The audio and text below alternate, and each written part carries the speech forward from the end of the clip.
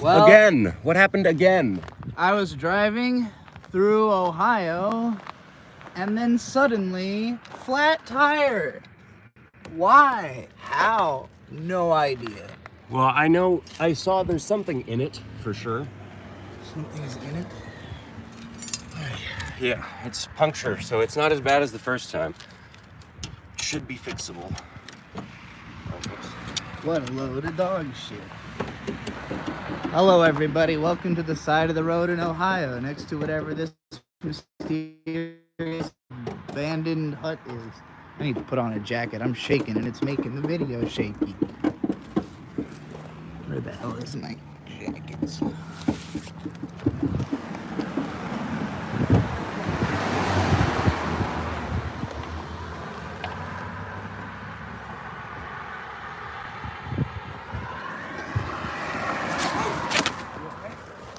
What? That was just that guy. Like whoever passed us just now. What do you think? Hey!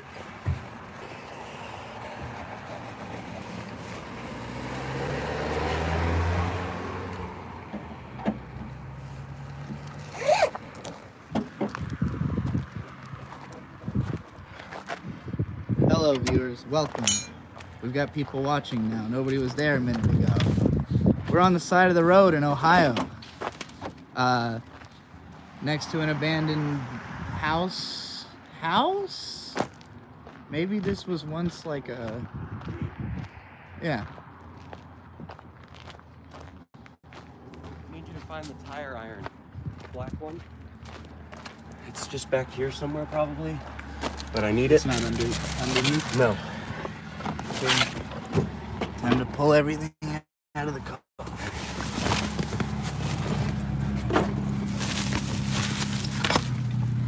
God, this sucks. Welcome to the back of our car.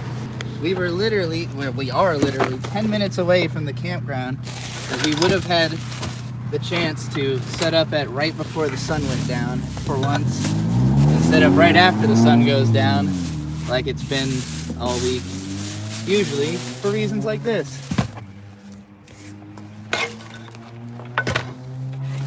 It's a black tire iron.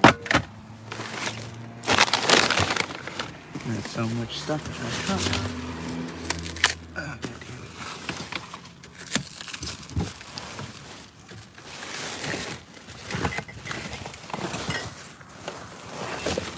second blown tire in a week, that's just mad unlucky. Yeah, I mean the first one was more of like a obvious mistake. This one, we have literally no idea what happened. Hello. Oh hey, sorry man, we got a flag. Need to get on the road. Flat tire in 3 days. Right there. You want a beer? We're 10 minutes from the state park that we're going to. Oh, you're going to Buck Creek over there? Yeah. We were so excited because we always get there so late set up. This time we had a little bit of light. Nope. Now we Yep. Now we're looking for our tire iron. Because I've got an old one, but don't know where I put the new one. Oh, jeez. Well, you said it's your second one, so you must have already been through this. Yeah, I had to do this on the side of the road in West Virginia on, let's say Friday. And, yeah, huge pain. See it in the, I hope I didn't leave it on the side of the road in West Virginia. That would suck.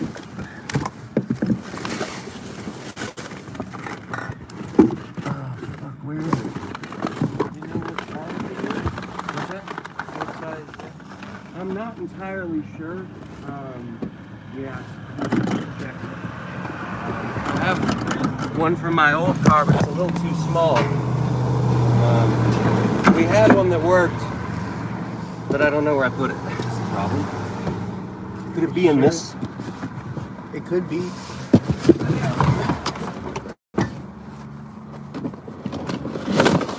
Oh, shit.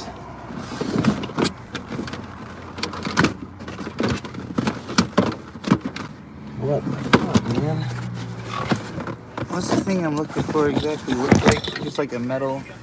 Yeah, it's black metal. Okay, I think I know the piece you're talking about.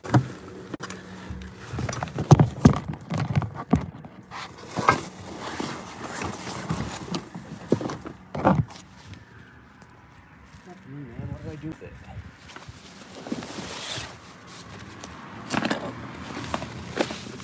Did you try the back seat, Fred?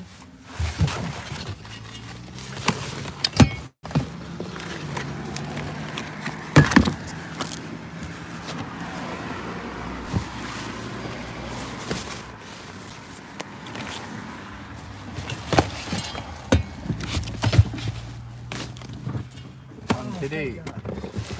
Oh, please be what I need. I knew this might come in handy someday.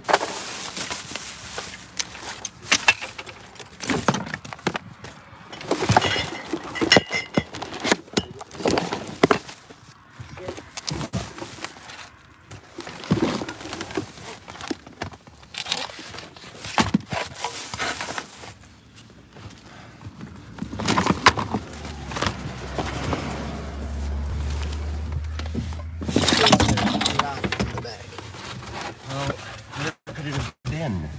I have no I never.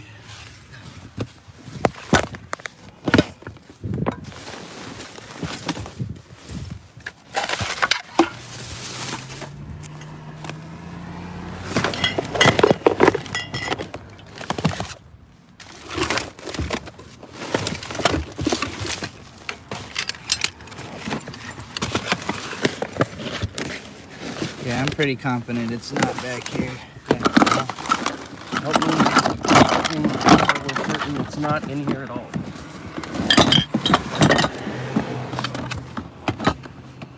Fuck, man. This sucks so much.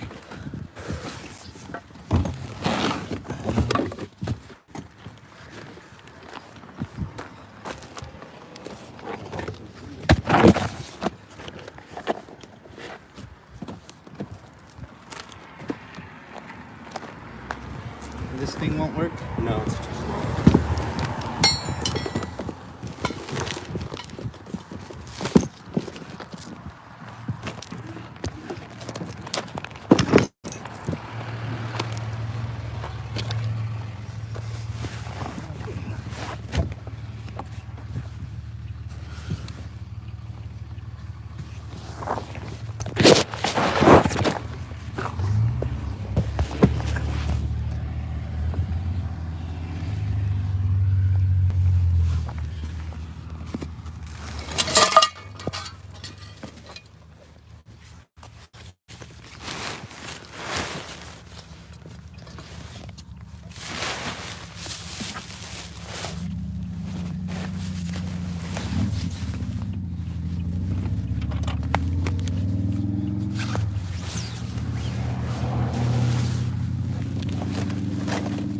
Look in and out of that bag.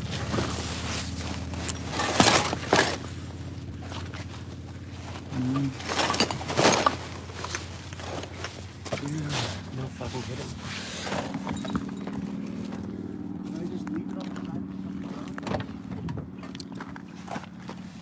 I mean, it's not impossible, I guess.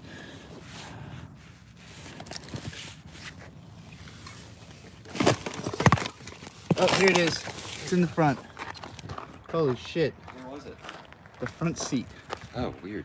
Yeah. This is the one. Holy fuck. Thank God. Oh, you got this stuff.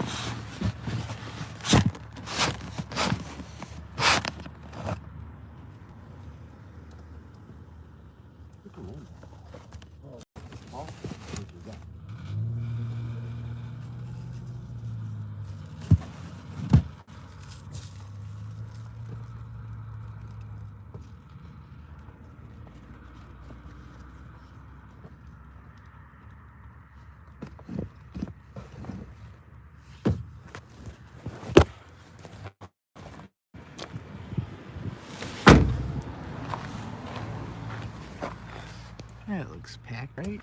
Warpy? Nothing. I just had I packed it really you know, I got it all in there. That's good.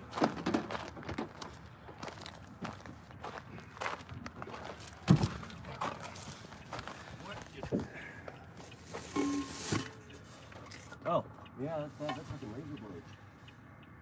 Holy shit. I know, it's just metal. Yeah.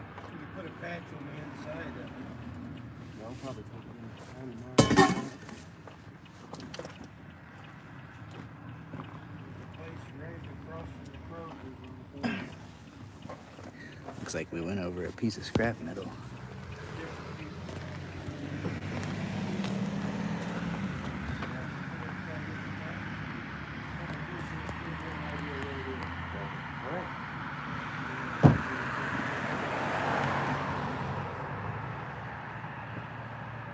If you think about it, prison is just like a big car that doesn't move.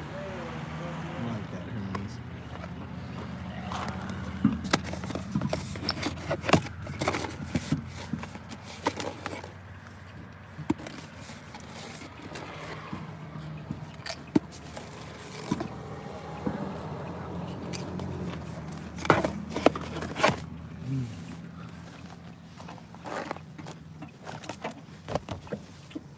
I recommend this. That is true.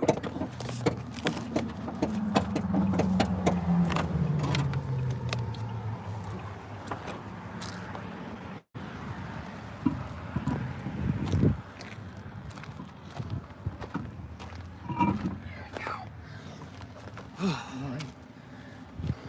I'm gonna go look at the tire. It's just like a huge piece of metal.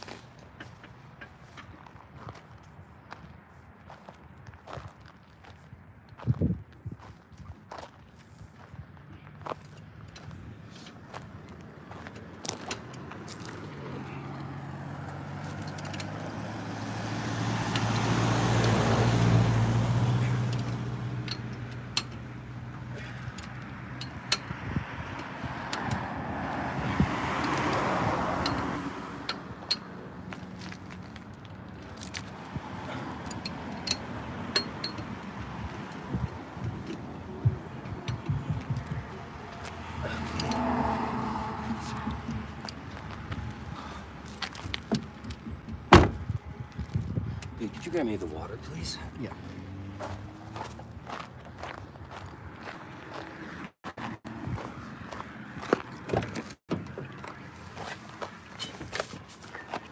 Not much in there.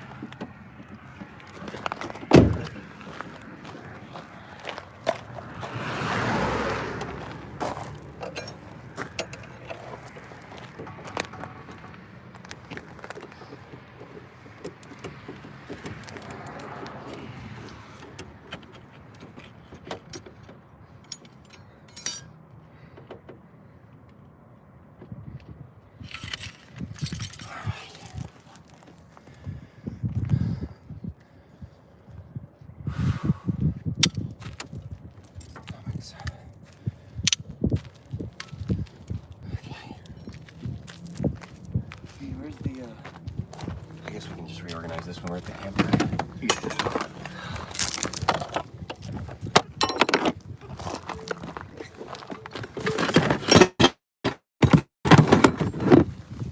Well, it looks like you're back on the road. Thanks so much, sir. You too. Or have a good night. I mean. Oh yeah, all right. Aired up.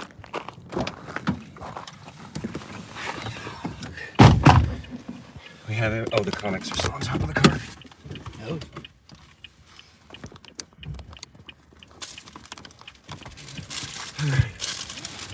Let's get out of here.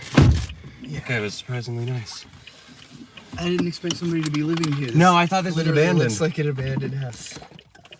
I was just like filming it and being like, oh, look, we're stopped next to this abandoned house on the side of the road. And it's like, wait a minute, there's a guy coming out of that abandoned house. Yeah, I'm sure he was just trying to help us get out of here as quickly as possible. Yeah. What is he gonna do? Let's see what stops. Do the map real quick. We are still live also. I know. Although now we are invisible. Something's crossing the road, some kind of little creatures. Well, I'm gonna need the map though. Yeah, I'm pulling it up right now. Oh, okay. So, yeah, everybody, that was our second blown tire this week. A few days back in West Virginia, Bird was trying to pass a dump truck on the right in a lane that we didn't realize was like ending right that very moment.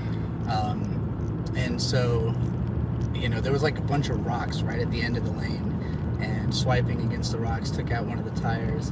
So we had to stop in Charleston to have that replaced. And then just I'm way now- more mad about this. This wasn't my fault. This wasn't your fault. This was no one's fault. There was just a piece of metal in Side the of the road, road. I guess. I don't know when it got into the tire. We just, Probably getting off the freeway. I guess so. We were just driving along and you said, like, I think you need to pull over. And I was like, why? What? What's going on? And you're like, you've got a flat tire. And there's a spider in here. Oh no. Where'd he go? Where'd he go? Where'd he go? I don't know. Fuck, hun.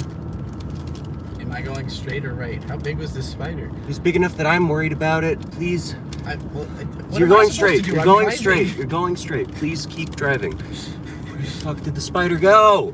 Ah!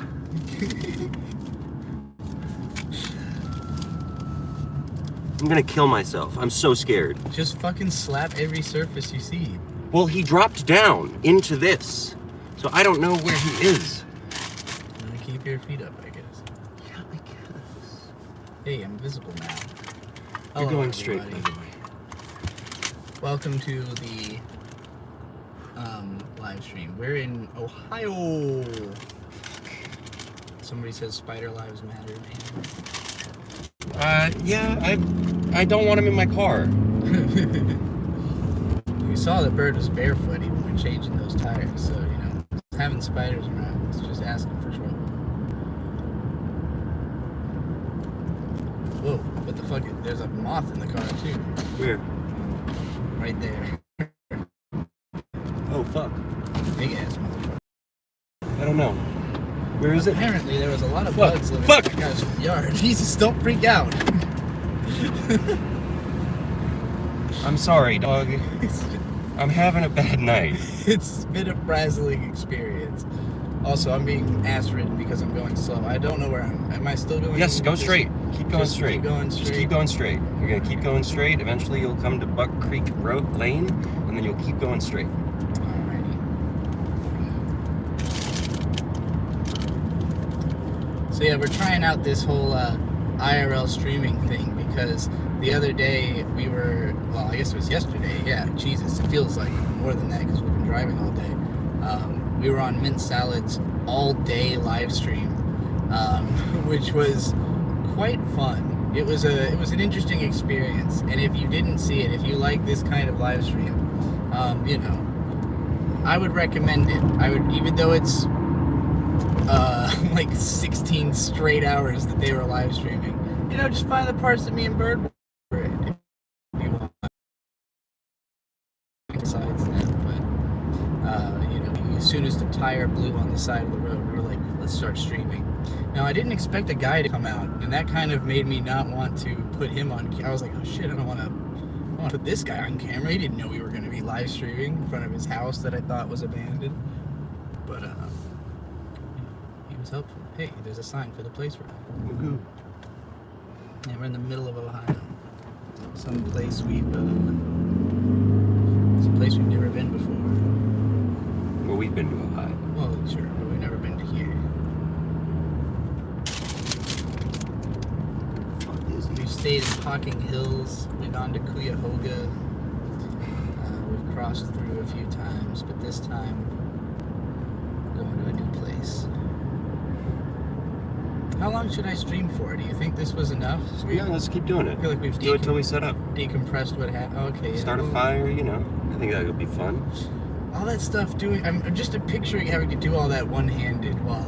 Well, I'll be doing most of it. All right. Okay. Or I'll hold the phone for you. Whichever you want is fine with me. Let me know when I'm going. You're just going straight. You're just going to keep going straight. In 0.4 miles, you're going to take a right. Hey, maybe somebody in our viewership will get this reference. There's this anime series called Sengoku Basara that is basically Just keep going straight. You know the Sengoku era of Japanese history, the Warring States period, when Sure. like, you know, before the shogunate took over. There's a lot of anime about that period. There's a beach over here. Yep. It's on a lake. Yeah, Or a it's basically reservoir, beach. rather. Yeah, just keep going straight. But yeah, this anime Sengoku Basara, it's about that time You're period. going to turn right here. Right here. Yeah. Sorry, I didn't realize it was here already. I'm also still thinking about the spiders. I forgot completely about the spider.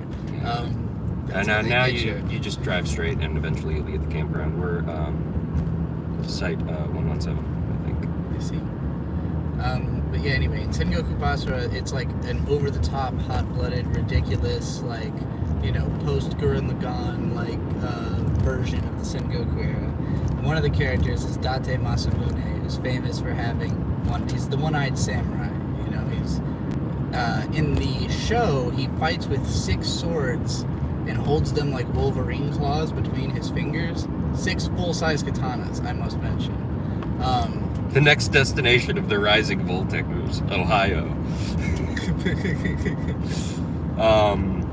Someone asked what they want to know what kind of tires I have. It's 205 60 16s.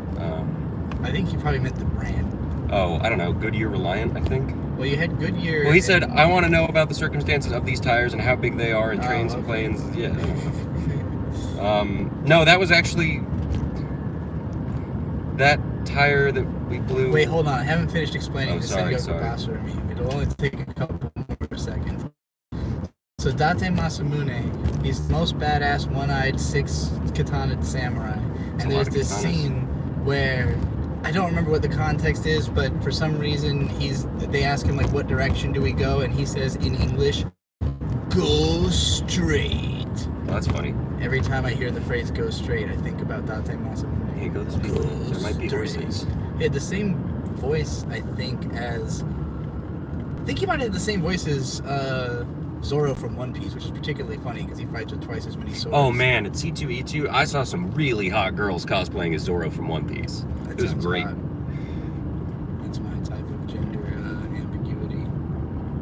spider is the antagonist of this arc. Compared to Michigan, come to Michigan. It's much better than Ohio. We have potholes. I do like Michigan. I've been We there. have potholes. I don't want that. I've been to Michigan a few times. It's cool. We do want to go there, Isle especially Royale because and Sleeping Bear Dunes. the Sleeping Bear Dunes, because we spent the last couple nights in Indiana Dunes, which is right on Lake Michigan in Indiana, and the only reason we went there is that it's the nearest national park and camp area, nearest interesting campsite to C2E2, which is in That's Chicago. probably not true. There's probably something in Illinois. It's just I wanted to go to We're that. still going straight, right? I believe so. Yep. But yeah, it's the national park that was the nearest by. That there's no reason we'd probably ever go there other than it's near Chicago, and we would be going to this thing because it's near there. But as we were on our way, we were in West Virginia camping, and we told somebody that we were going to be staying at the Indiana Dunes, and he was like, "Oh well." You're getting there right before the season. He said the Bear Dunes in Michigan are that look like fucking nothing. And I was like, what is this? So I looked into it, and sure enough, the Bear Dunes are fucking massive. It's like this And they're huge on the area, Great dude. Lakes. Literally, the dunes are the lake shore instead of Indiana Dunes. There's not really dunes on the lake. They're in a forest behind. They kind of go up. They're also go up from the lake, but they are forested. Yeah, so it's not pure. It's dune like Beaver experience. Dunes on crack. They're way bigger. There's way more plant life. It's No pretty cool. chance anyone has heard of Beaver Dunes. Oh yeah, that is way in the middle of nowhere. There's a place called Beaver Dunes in Beaver, Oklahoma. The It's panhandle pretty neat. of Oklahoma. Yeah. Dead in the middle of the panhandle. How many katanas does it take to kill a spider? None. You just need to fold a newspaper 1,000 times. That's funny. What is it? Is the because Katanas it's are folded impossible. over. Oh, okay. I don't know exactly the technique, but No, I know that. I just didn't get the newspaper bit. Oh. I think it's impossible to fold a newspaper 1,000 times. Is part of it. I see. Most paper, I don't think you can fold more It's than 10. 7. It's 10 is the absolute most I think that it's possible.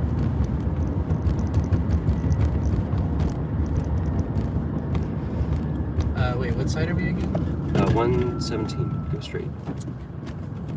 Or Wait, do we go straight? yeah, it said go straight. Okay. I thought that said through 101. I don't know, dog. We'll see. Wow. When have we ever known exactly where we're going? When we That's pay the attention 101. to the signs. Yeah, so I think it's probably just down here. I think it was going to be back there and to the left.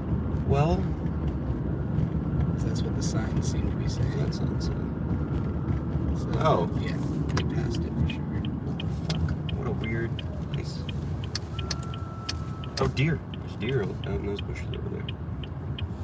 Well, they better stay out from in front of my car. Just don't drive too fast. That's why the speed limit be 25 out here. This definitely took us deeper into the wilderness. So it's not this one because that's 101. It might be this next one here. Why are there not fucking signs facing this direction? I don't know. Doesn't help. Turn right the next chance you can, or turn left. We'll probably be able to get a I think map it's or gonna be this something. way. Look at this fucking throw signs. Oh, Okay, these are some are sort of signs. campsites. 117, is that us? Yeah, that's us. Yep. Okay. Cool. What do you There's know? no one We're here. the first fucking one. And yeah, there's literally, there's one car way down there. Oh, whatever. Not nearby to us. Alright. Fuck!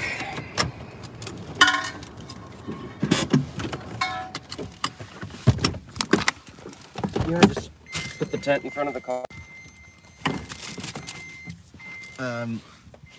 We could, yeah. That way we can see. Yeah, I don't know. Up to you. Oh, wait. Which one's our fire pit? Because there's one there, too. Alright, well, it's pretty hard to fucking see out here with the camera. I think this There is our a fire tree above. I'm gonna have to get the lantern out. The camera can't see shit. pit. Yeah, that makes sense. It's dark.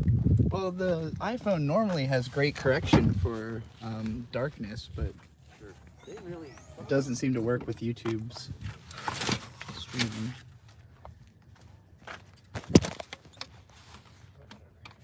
Wonder if this labeled is having reserved. Alright, where can I hold the light that it casts the most light? So you can see we've got here a picnic table. We've got a tree next to us. We've got a pretty large open space. If you look past our site here, you know, there's sort of thicket. It just sort of becomes the woods. So, you know, where we are is like a big open space. It's so hard to communicate because it is just grass. And like there's nothing for me to bounce light off of for you to see. Here's our fire pit. So anyway, yeah, it's a huge campsite actually. I mean, we've got all the space to the left of us. I guess you can see the stop sign. So yeah, that's the road we came in on. So everything from where I'm standing to the stop sign, there's no other campers there. That's pretty rare. That's unusual. So yeah, huge site. That's cool. The next site kind of borders ours by table. What car do you have, and what would you do if your car broke down? We have a Prius V. He said cry. I mean, if it broke down, we'd have to, I guess, call AAA. What kind of fucking bug is this? Hello, Beetle. It's a big ass motherfucker. I don't know if that's a roach or not. It's like a weird kind of a roach or just a beetle. It's water bug, maybe. It's small if it's a water bug. Can you do me a favor? Yeah. Can you help me move our table over here? Since whoever stayed here last moved it to the other fire pit. Oh, I see. They probably had two families combined. Let's keep all the doors on this thing closed. Good idea. Since there'd be bugs out this motherfucker.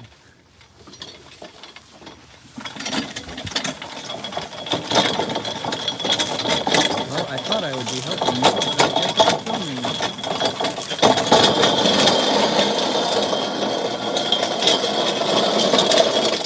That'll make a great sample later. Alright, table has been scooched over to the fire pit. That makes everything a lot more convenient. You have a shoe on the ground over here. I'm gonna go see if I can get some water. It's not fine, the bugs will crawl into it. Fuck, man.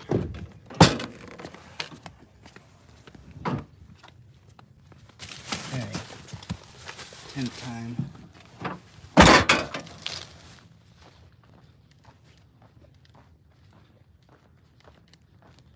A June bug, you say? It is nearly that time of year, I guess. All right. La Criatura. Okay. So I'm gonna figure out where I can put my phone that it can see me while I put the tent up.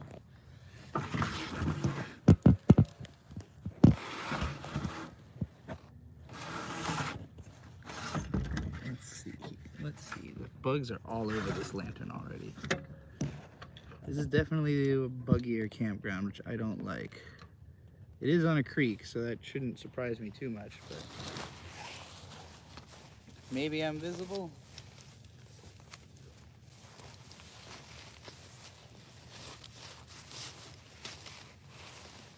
Would it be better to do this on the concrete or the grass is what I'm wondering. Like, where will I attract fewer bugs with my tent?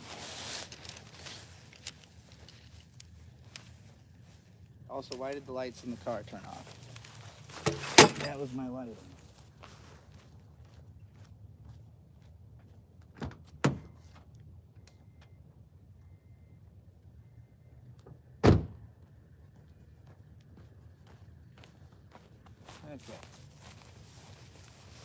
Okay. Maybe now I'm a little more visible.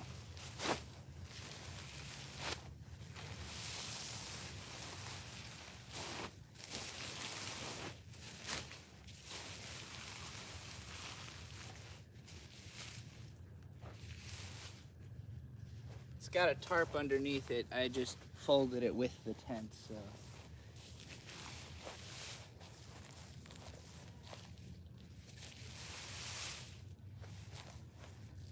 Watch this thing go up like magic. I feel like this is not a good enough angle. Maybe, oh yeah, that's actually, you can see a lot more than I thought you could. That's cool.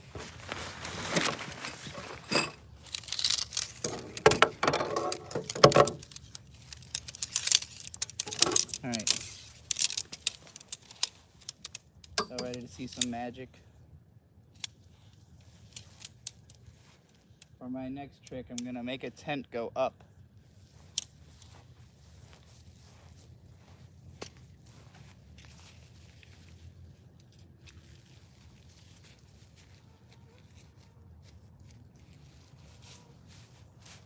No sleight of hand involved here. This is real magic, folks.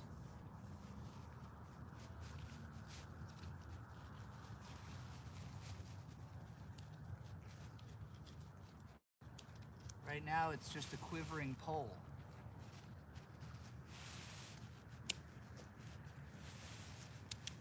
I bet you know something about having a quivering pole in your hands.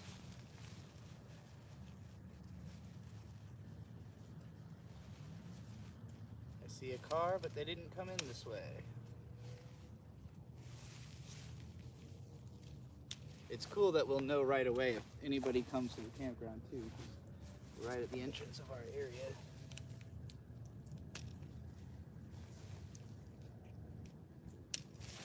I don't know what my audio's like.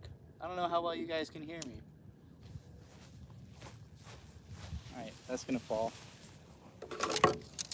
All part of the trick.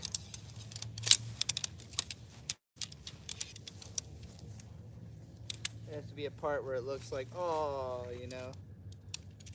But then, you know, they say it's darkest right before dawn.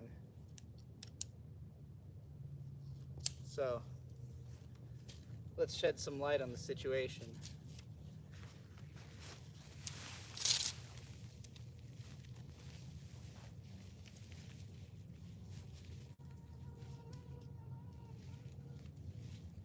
We're almost there, folks. We're getting close. My master stroke is nearly upon us.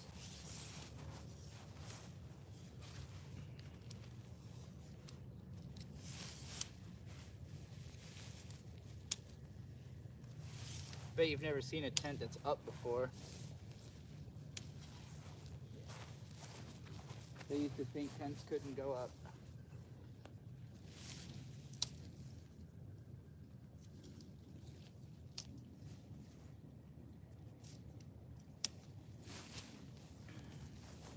It used to be illegal for a tent to go up in this big old country. I don't know what the fucking talking about.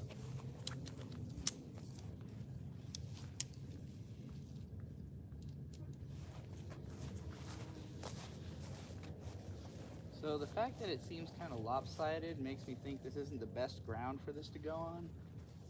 So I might just pick it up and move it. Luckily, it's very easy to lift.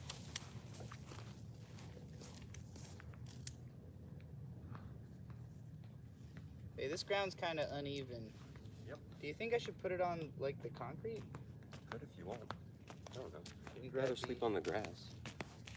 It's just like it is, man. Just try somewhere else. The water was not there, only the bathroom was, but I know where the water is now. I'm gonna go get water. Okay.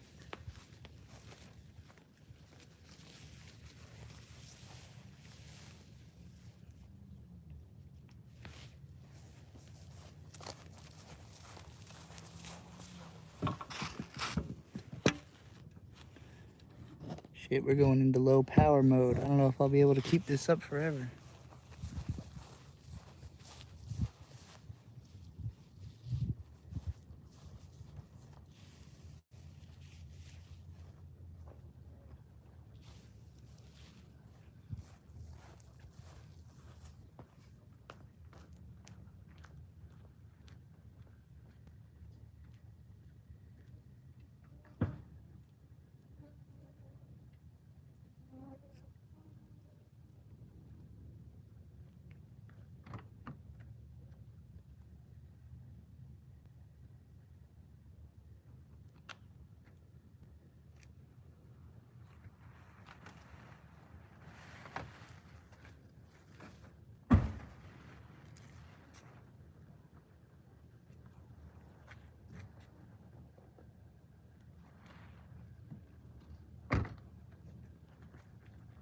should probably change the name of this stream since it's no longer about changing a tire.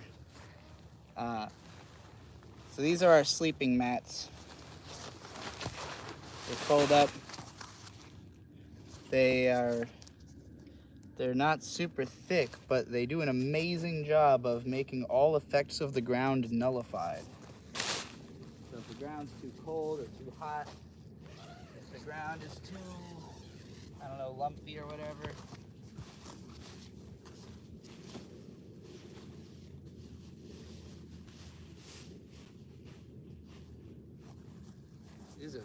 I'm not used to there being like such an amount of grass on one of these.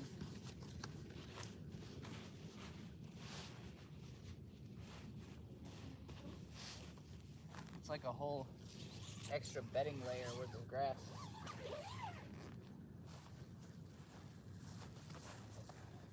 It's hotter than I thought it would be too. I'm starting to work up a sweat. All right, let's see what people are talking about here in the chat.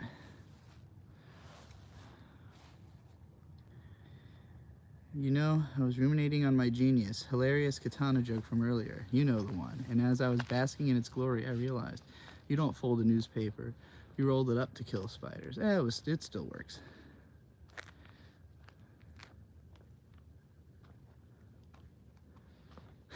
So it just freeze framed on me holding a pole until the tent was suddenly up. Is that what happened?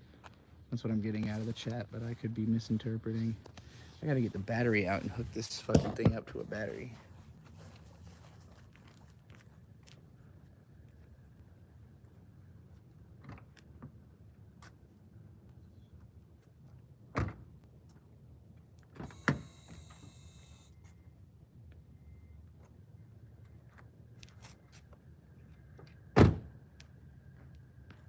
Oh snap. It's Densetsu no Jackery-kun, the legendary giant battery that I saved Mint Salad's live stream with last night. Now it's gonna save my live stream tonight. Wowie zowie, it's all plugged in. There's bugs walking along my screen. This is easily the buggiest campground we've been to so far this year.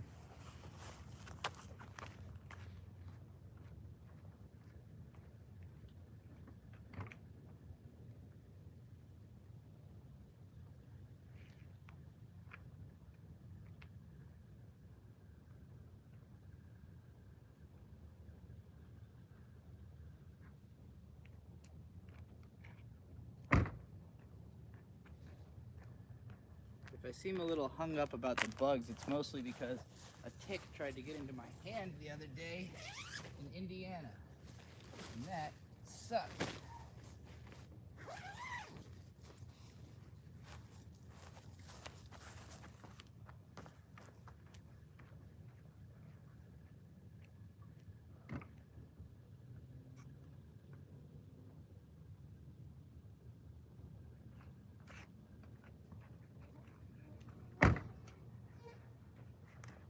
Another legendary creature makes an appearance. The Eepee, the legendary sleepy Stegosaurus.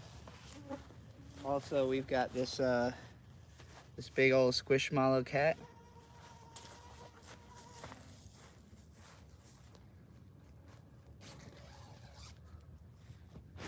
Also, I realized I just threw Blahaj into the tent without even mentioning, but we got Blahaj, the legendary shark.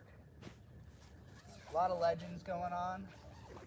A lot of legendary happenings out here.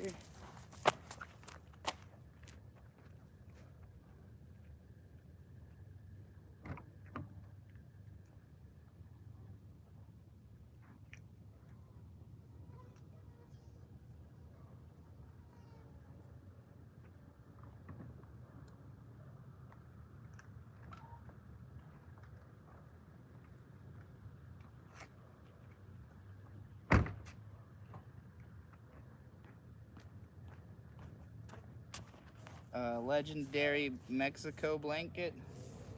I don't know. It's the one we travel with, so it's legendary. Oh, getting joined. It's an officer.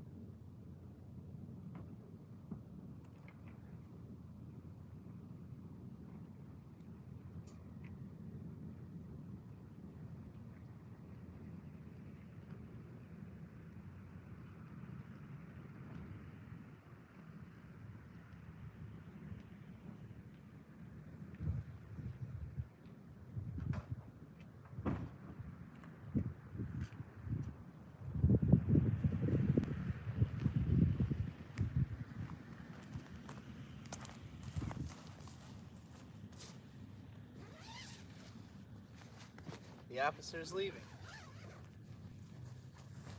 Officer came through, officer left.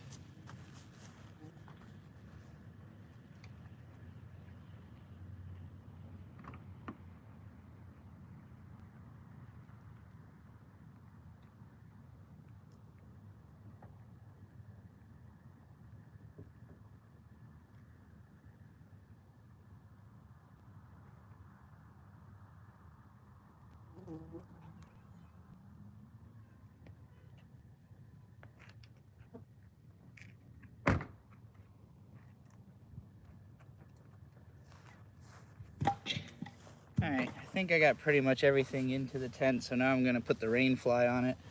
I'm not necessarily expecting rain tonight. I haven't looked into it, but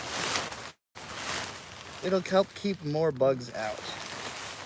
Bugs tend to like to stay on the outer surface of this thing instead of trying to get inside of it for whatever reason.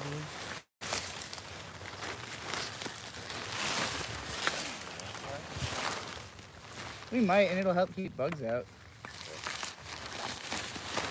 This is a very buggy place. Yeah.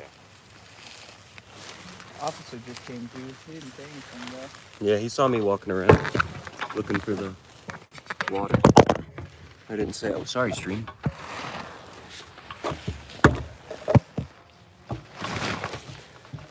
How does that look? Does that still look okay? Hey, you're in front of my shot.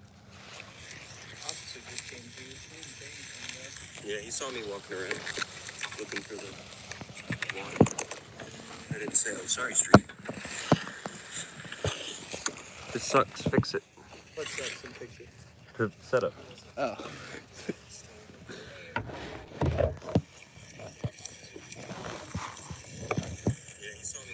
That should work. Alright, I should stop listening to the stream on stream. Oh, I didn't even realize what it was until I heard your voice just there. It's like, what is it? How did I do this upside down? I don't know.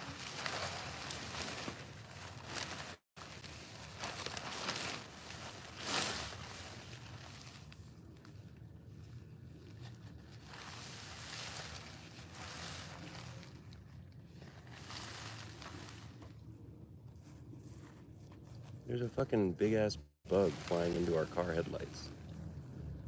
Well, he's a silly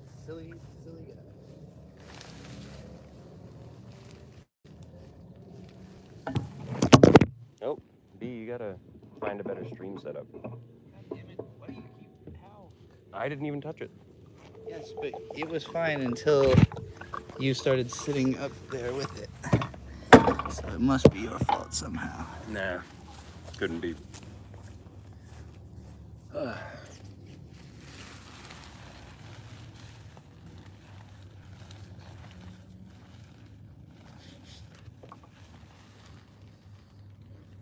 yeah.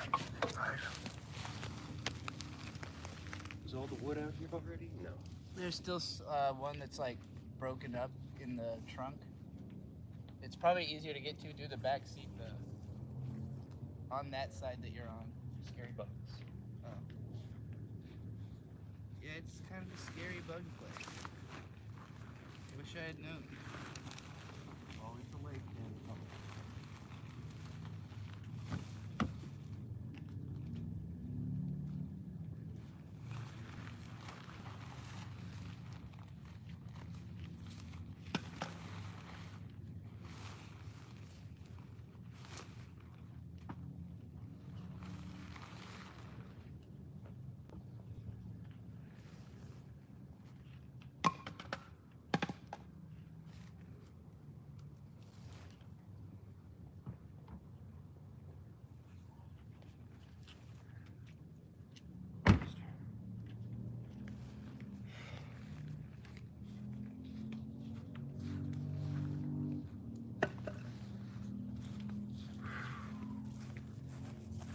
See, the great paradox of camping is that when the temperature is nice, everywhere has either more people or way more bugs or both. When the temperature's shitty, it just sucks to be outside. That's the catch-22 of camping. You're always going to be either dealing with bugs and crowds or dealing with the cold. But hey, at least you're outside.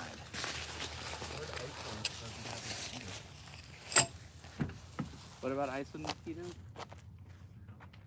They don't have them? Really?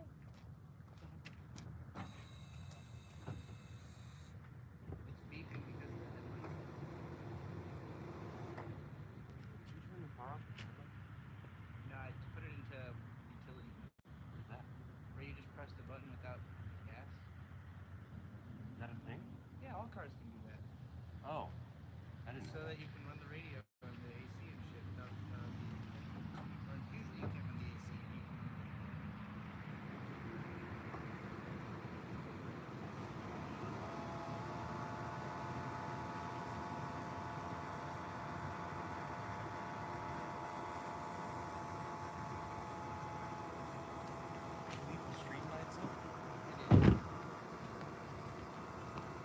How rude. Alright. This is the Ed, Edd and Eddy opening suddenly. Dutch angle, very artsy. Alright, I'm going back into the car to find a lighter jacket. Lighter jacket!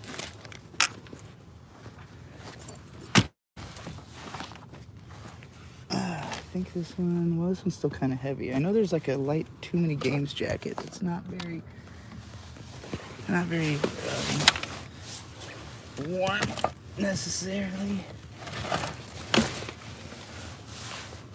Of course, as we know, the car is in a state of abject chaos.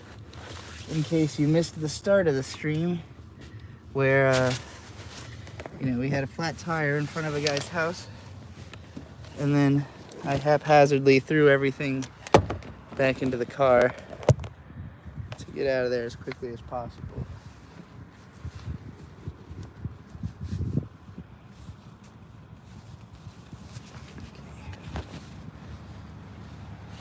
Hey, another car's pulling into our zone. 2 cars, actually. Can you get a better view of everything with those guys with their headlights? You can kind of see the road goes on a little ways and there's other campgrounds and stuff.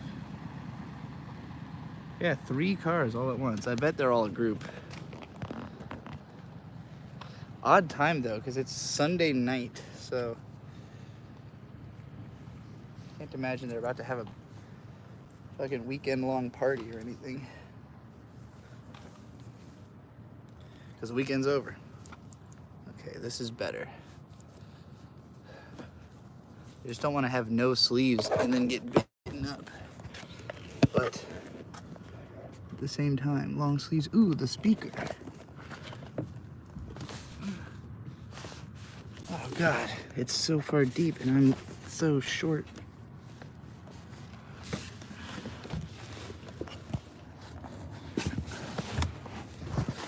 You did it. I got the speaker.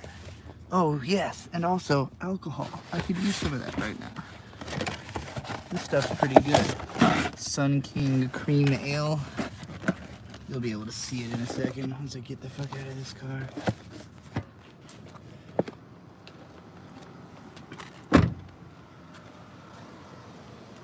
How did I get all zoomed in? I didn't know I could zoom.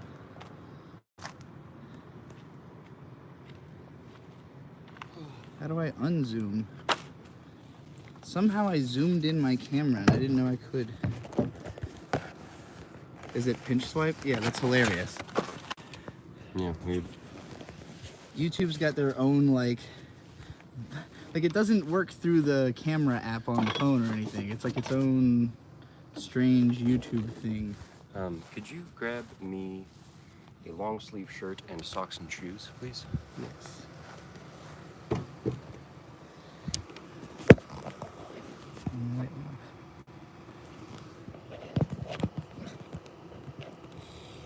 Got fucking uranium fever stuck in my head.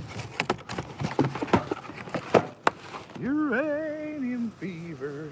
You said you wanted socks, shoes, and a long sleeve? Yep.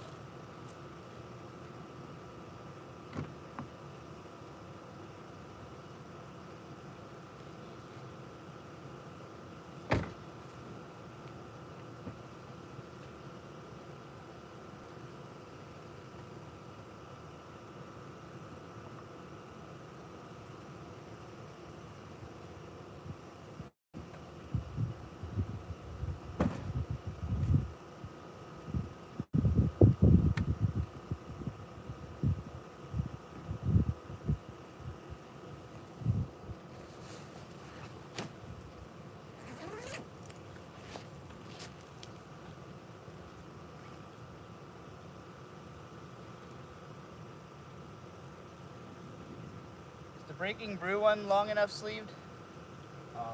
Yeah.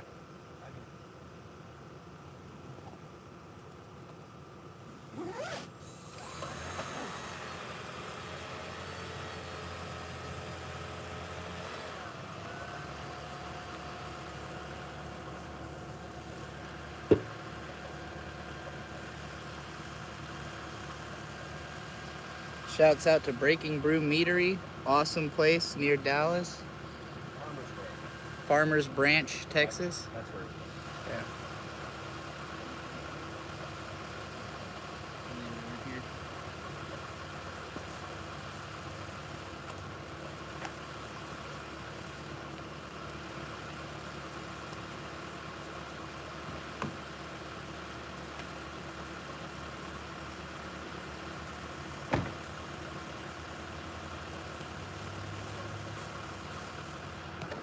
So I know the couple of pairs of socks I brought for Bird have just been floating around the car. Let's see if we can find any.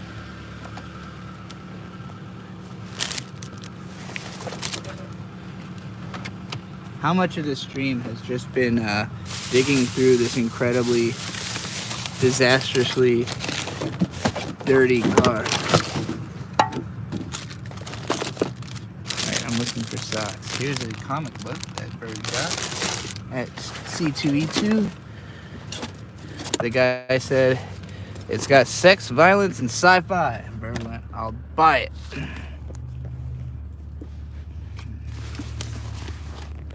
Close the door behind me so the fucking bugs don't get in.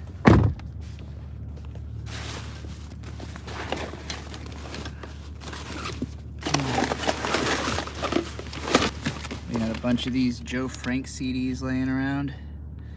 Bird's dad got them for a holiday or a birthday or something like that. They're pretty fun.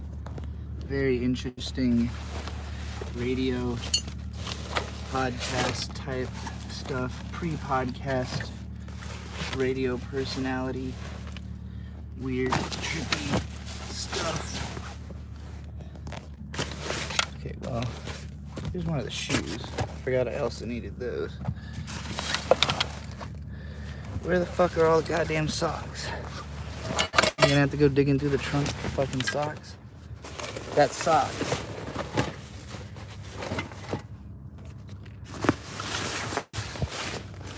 Here's the other shoe. Okay, I guess I'm going into the trunk to look for socks. Ugh.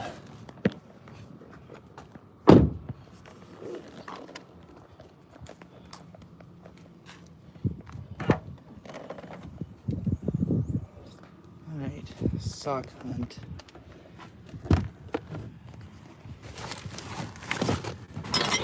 Beers. We got a lot of beer. Here's a sock. Hey, I think I see another one. Sock hunt. No, that's a towel. Fuck. Oh god, this sock smells like Bird's feet.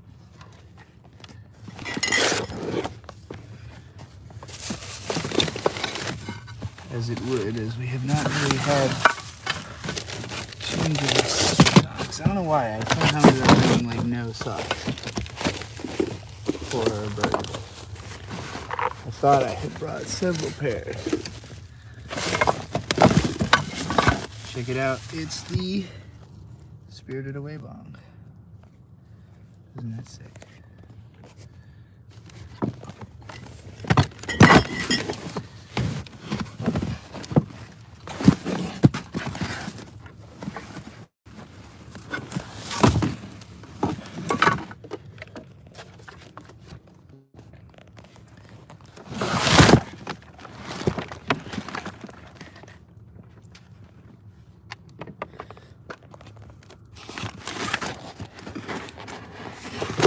Hello? Socks?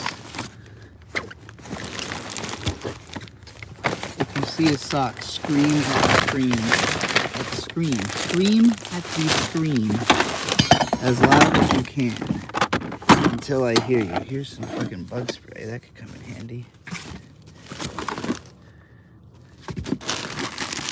Oh, and the camp chairs. I'll probably want those.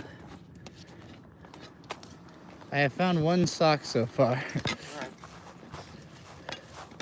And here's your camp chair. Here's a bug spray also. Good idea. Here, you want to talk to the stream for a minute while I try to find some... Hi, stream. Don't inhale bug spray, stream. That's disgusting. We have a fire going now, which is nice. I'm looking into places that we can get the tire fixed tomorrow. There's actually quite a lot. The Walmart Auto Service Center here is very poorly reviewed, which is kind of funny. But yeah, I don't know. I'm hoping it doesn't cost too much.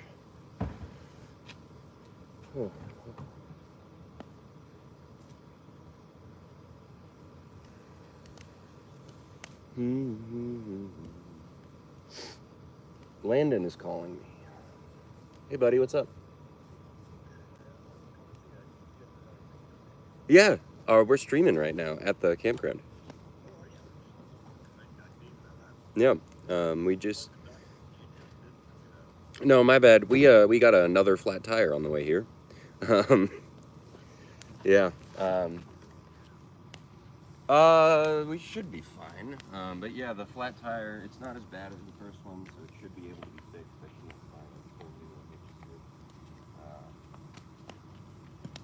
Yeah, we're here, we're safe, we're good.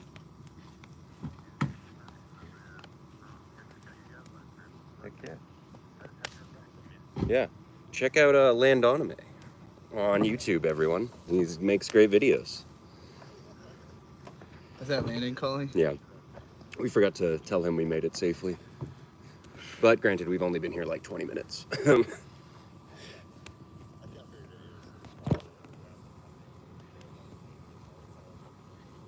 Yeah. No, we're good. I appreciate it, buddy.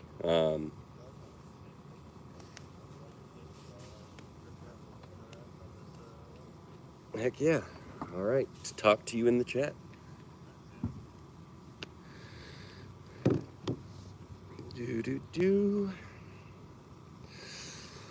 All right.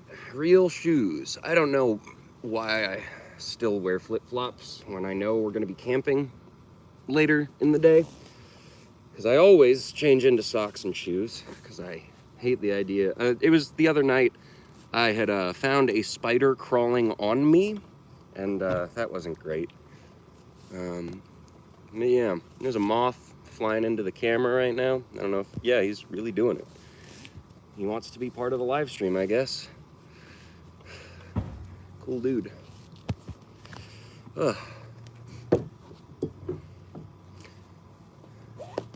How much more do we need out of there? I'm just trying to find the wheat bag.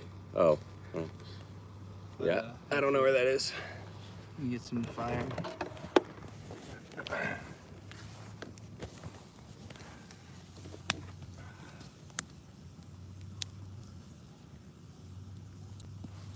I don't even know the last time we used the wheat bag. Yeah, that's why I have to dig for it.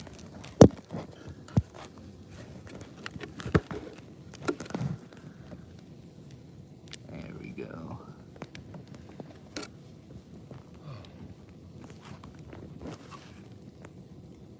Beautiful. me turn off the light, that will help.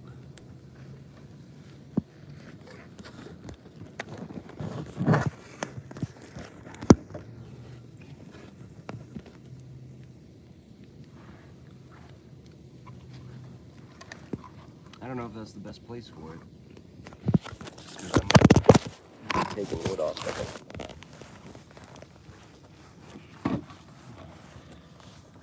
Let's see here.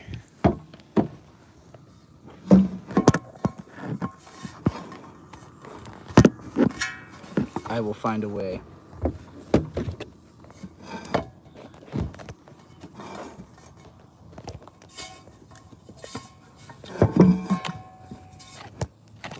All right. Perfect. Is this like charging your phone or something? No, you can turn it off. I just didn't want the battery to be drained.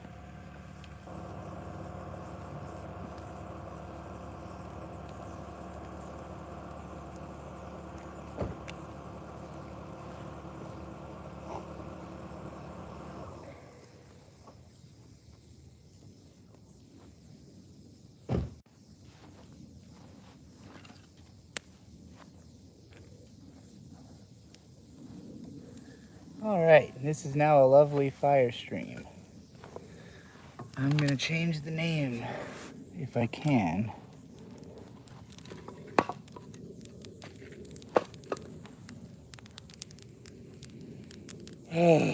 Fuck.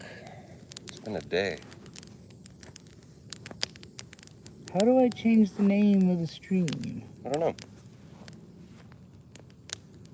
Pretty sure that's something you can do. Well, you're standing in front of the Oh, sorry. fire shop.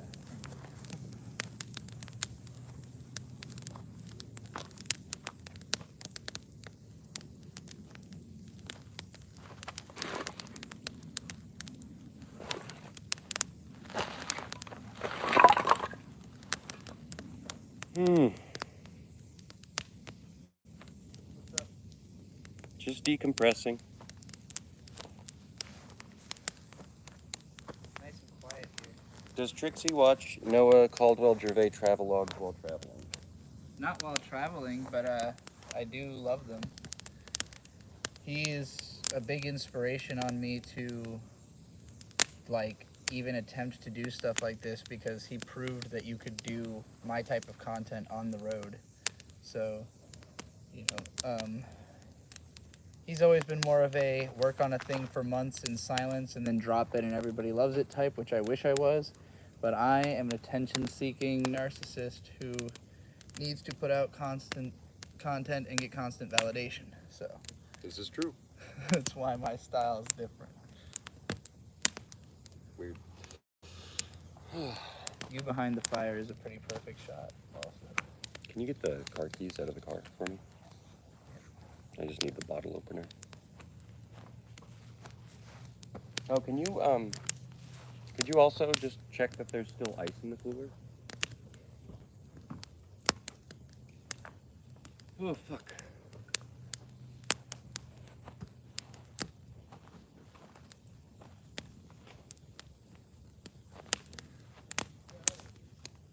I don't know, they're in there. Maybe in my jacket. Down jacket.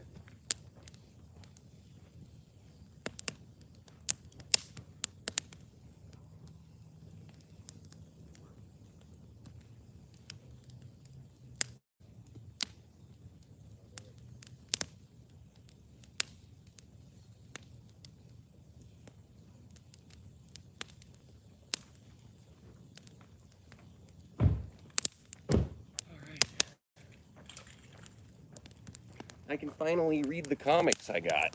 Nice. Woohoo. I'm gonna read them a little in front of the stream. I doubt you'll be able to see anything, but I don't even know if I can see anything. Fuck. I might need to move the lamp somewhere. Yeah. But so, at C2E2, I picked up 5 issues of this book called Dose because the guy was a good salesman and it looked fun. I think I've been self-medicating too much is a fun title. It also, I hadn't noticed this, says Mundo on the comic. No, look, seriously. It says Mundo. That means world in Tagalog. Oh. Yeah, I don't know where it takes place. The time is now. The place, San Francisco. Oh, it's black and white. I hadn't caught that.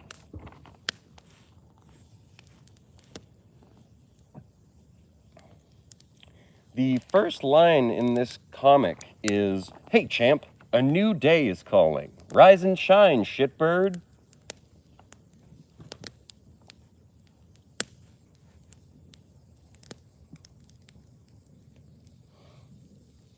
He is a robot that is cutting him up lines of cocaine. What the fuck? What the fuck? I think a bug probably flew a little too close to the fire. Oh, no, he just flew into it. Bugs are so stupid, man. I've seen so many of them just fly straight into a fire. What the hell? I'm gonna save the reading of the comics till I'm cozy in the tent. But it looks fun. I'm glad I bought it. The other two things I got were, I think one is called Prokaryote Era or Hour or something like that. And then the other one, what was the other one be? Enlightened Transsexual Comic? Yeah, I showed that one. Yeah, that was pretty neat. Oh, I had gotten a kid's book as well. And it was like a two-sided kid's book. It had two different books. One was called, it was Will You Play With My Balls, right? You know what I'm talking about? Can you hear me? Hello? Beatrice? Collins? Yeah? Couldn't hear you from inside the truck. I know. What? The kid's book that I got. Do you remember what it was? Will You Play With My Balls or something? Yeah, will you play with my balls? Yeah. And then they had a female version as well that was titled something equally as goofy, but got that book and a sticker. I don't know why I bought it, honestly. Probably not going to read it, but it is cool. Looked fun. The art was cool. Maybe I'll give it to my brother when he has a kid. I don't know if he'd appreciate that.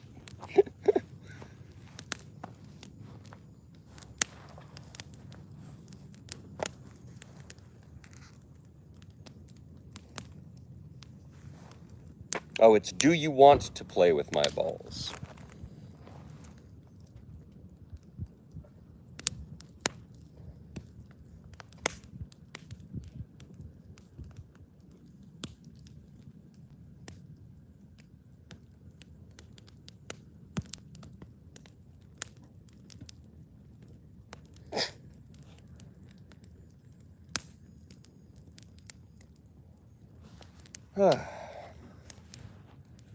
B, what are you doing? B? Oh, right.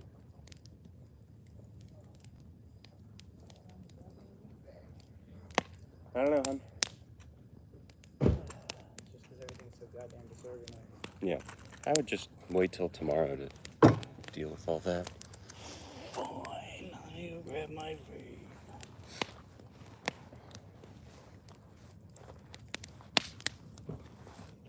Oh, anything in the chat?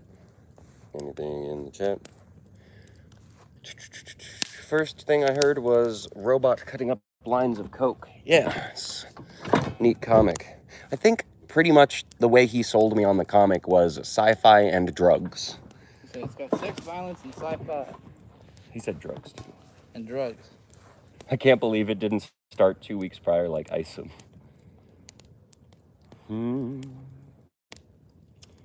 Trixie, has the absurdly long analysis video meme gone too far? No.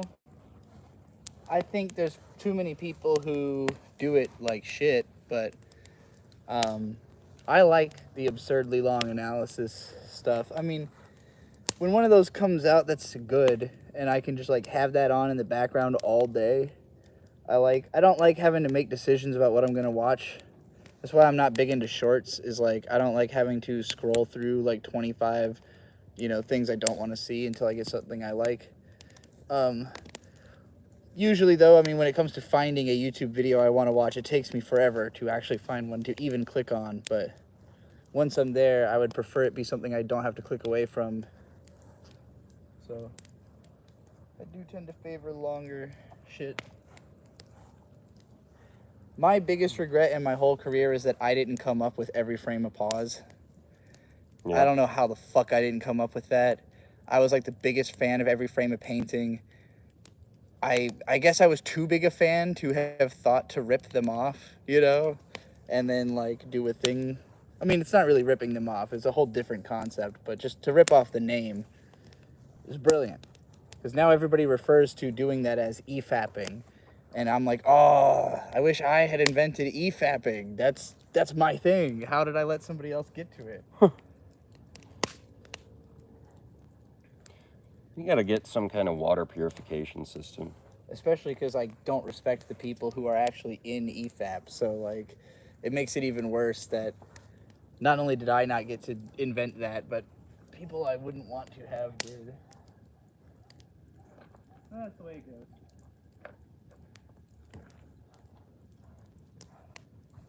If you work hard for free, somebody else will eventually find a way to make money off of your ideas.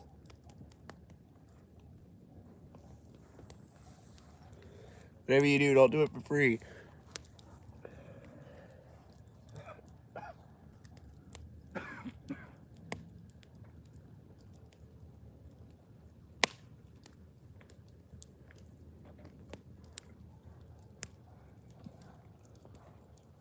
Oh. I say that even though we are doing this for free right now because we haven't gotten a single super chat. Have recently soured on EFAP. Something about them. Yeah, because they all suck. They're all really annoying, pretentious assholes. I don't know. I'm not going to pretend like I've actually sat through the podcast. No, I haven't either, but I know what they... I've heard them all talk before. Yeah. I can't sit through Mahler because it's difficult for me when it comes to the super long videos. I kind of understand some of the problems people had with my early ones because in Sword Art Online Sucks or the Asterisk War Sucks, both of those have segments that are really nitpicky that didn't need to necessarily be there, that aren't like that big of a deal. It's just kind of like I wanted to say every single thing I thought was wrong with the stuff. And so, you know, every frame of pause theoretically is exactly that, but there's just so many things where I'm like, well, that's not true, or that's not really a complaint, or like, well, if you think about that divorced from the context of looking at Oh my god, can you believe how bad the Fallout show was? One of Amazon's top 3 pieces of media ever. Can you believe how bad that the Fallout show was gonna be until it came out? And then now it was great? Yeah. Are you fucking kidding me? Well, and those... It's just because of Halo. I don't think it was the EFAP guys who were doing that. No, but it was their ilk. Yeah, the people who... You're talking about all the people who were complaining about the Fallout show before it came out, and now that it's out, they all shut their mouths. Because it's great. It's awesome. It's a really good show. I don't know. You gotta be careful doing bits like that where you just say, the Fallout show sucks, because the whole audience is like, wait, what? No, the Fallout show is amazing. I really, really enjoyed it. Walton Goggins, Ella Purnell, I don't know Maximus's actor name, but they're all great. It's Fred Armisen is in it at one point, too. As just a guy who's obsessed with... He's an audiophile. He still has records after the Wasteland, and so he's just like, yeah, you can hear that. I don't even know if it's records, but he's just being an audiophile, and it's Fred Armisen, so it's pretty funny. Fred Armisen's Portlandia. I don't know if you know. Hello? Yeah, yeah, I know. You told me this yesterday. Oh. I thought you were talking to the chat. Well, I don't know. I'm kind of talking to everyone, and you were just kind of walking around looking in a different direction. I was thinking about something else, and I forgot. Oh, yeah. Do you want to stake the tent in? Not really. Okay. I don't think we should have to. No, it's not really a big deal.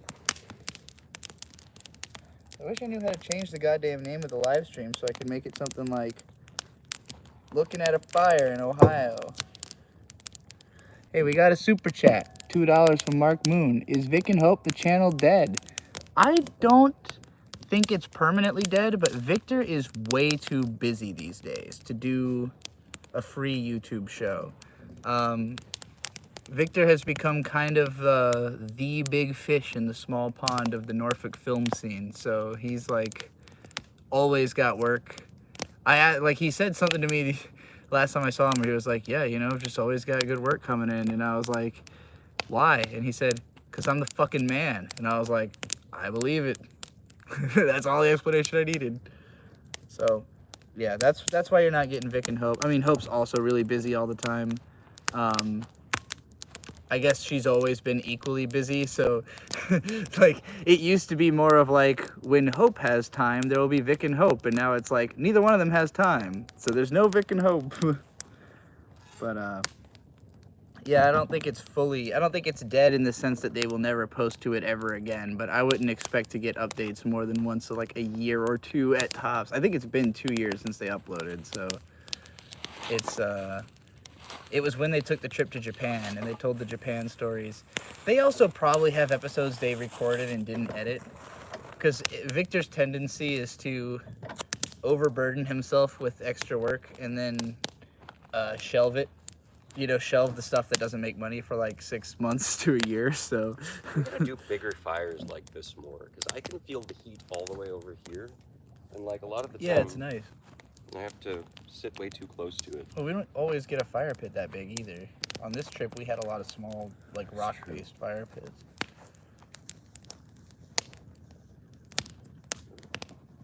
Some soft ass dirt. What's your favorite anime? My favorite's probably Shirobako, and Bird's favorite is K, The Return of Kings. No, that's Oh, is that just the movie? that's like the second season or Oh, something. okay. K overall is my favorite. Doesn't it have like an overall title? Like, because I know the movie Project is K. missing. Okay, Project K. Yeah, Because Project it's K. really hard to find K just by searching Yeah, K. exactly. Well, no, it's not. If you search K, K anime, anime, it comes up. Yeah. Yeah, Project K is his. Mine is Shirobako. That's my go-to choice because it's the anime about making anime. So it kind of You can what? You can change the live streams while you stream with a desktop or a laptop, Riley says, but you can start on a phone and change it over time as you do different things. So I guess we need a laptop. Or, yeah. Is he saying that you would just restart the stream No, to change the you name would on change it. phone? I think you change it with the laptop. I'm not sure. Oh. I don't know. What are you changing it to? What was it? Well, it's currently Flat tire? second flat tire in a week or something like that, and I want to make it into something like chilling in Ohio.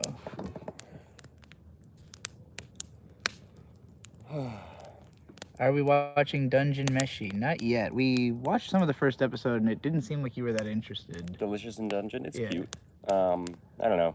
I don't like Food Wars. I like Food Wars. It's fun, but like I don't want to watch fake food be cooked. Mm-hmm. That's not that appealing. And when you introduce like monsters Yeah. to it, no. It's just because there's no way for you to actually like in reality go make this. I think it's more of like a lore thing. I also think it does have like a plot. There's an ongoing story that drives it, but it's very mellow in its pacing, at least at the start. I've only read the first volume of the manga, and I remember enjoying it, but it was the kind of thing where I did not feel compelled to buy the second volume because sometimes you can just recognize when something is really good for someone else. Yeah. Like, you're just, oh man, I know this is really good, but it's not my version of... Free Ren is my really good, you know? Like, I read all of Free Ren. Today's Sunday, right? So tomorrow's Manga Monday. My fucking 90-minute Free Ren video is gonna drop. Oh my fucking god. I hate Elon Musk so much. What did he do this time? Look what he's doing to Twitter's interface. To like things, it's now like a drop-down bar. Or you like hold on to it. Everything this man does is just like making everything worse. Why do they need to complicate it so much? I think this is Elon's attempt to cut down on bots somehow. Huh. But I don't know, like, how's that gonna function on a PC? You just hold, click on it. It's so stupid. On a Dungeon Meshi, this is Jacob Wagner asking, by the way. Oh, hey, Jacob. Can you move your leg just a bit? Thank you. He says, it took me till Ep 3 to really get good for me. As it goes, the food gets less important, and it's just a great fantasy show. That's cool. I'll probably give it another shot. The premise is quite dark, which is surprising, but it fills a niche that I personally don't have, but I know someone who does. Ellen says, God damn it, I forgot to read Free Ren. There was no way I could actually read all of it, lol. Don't worry about it. Just spoil yourself like a real adult.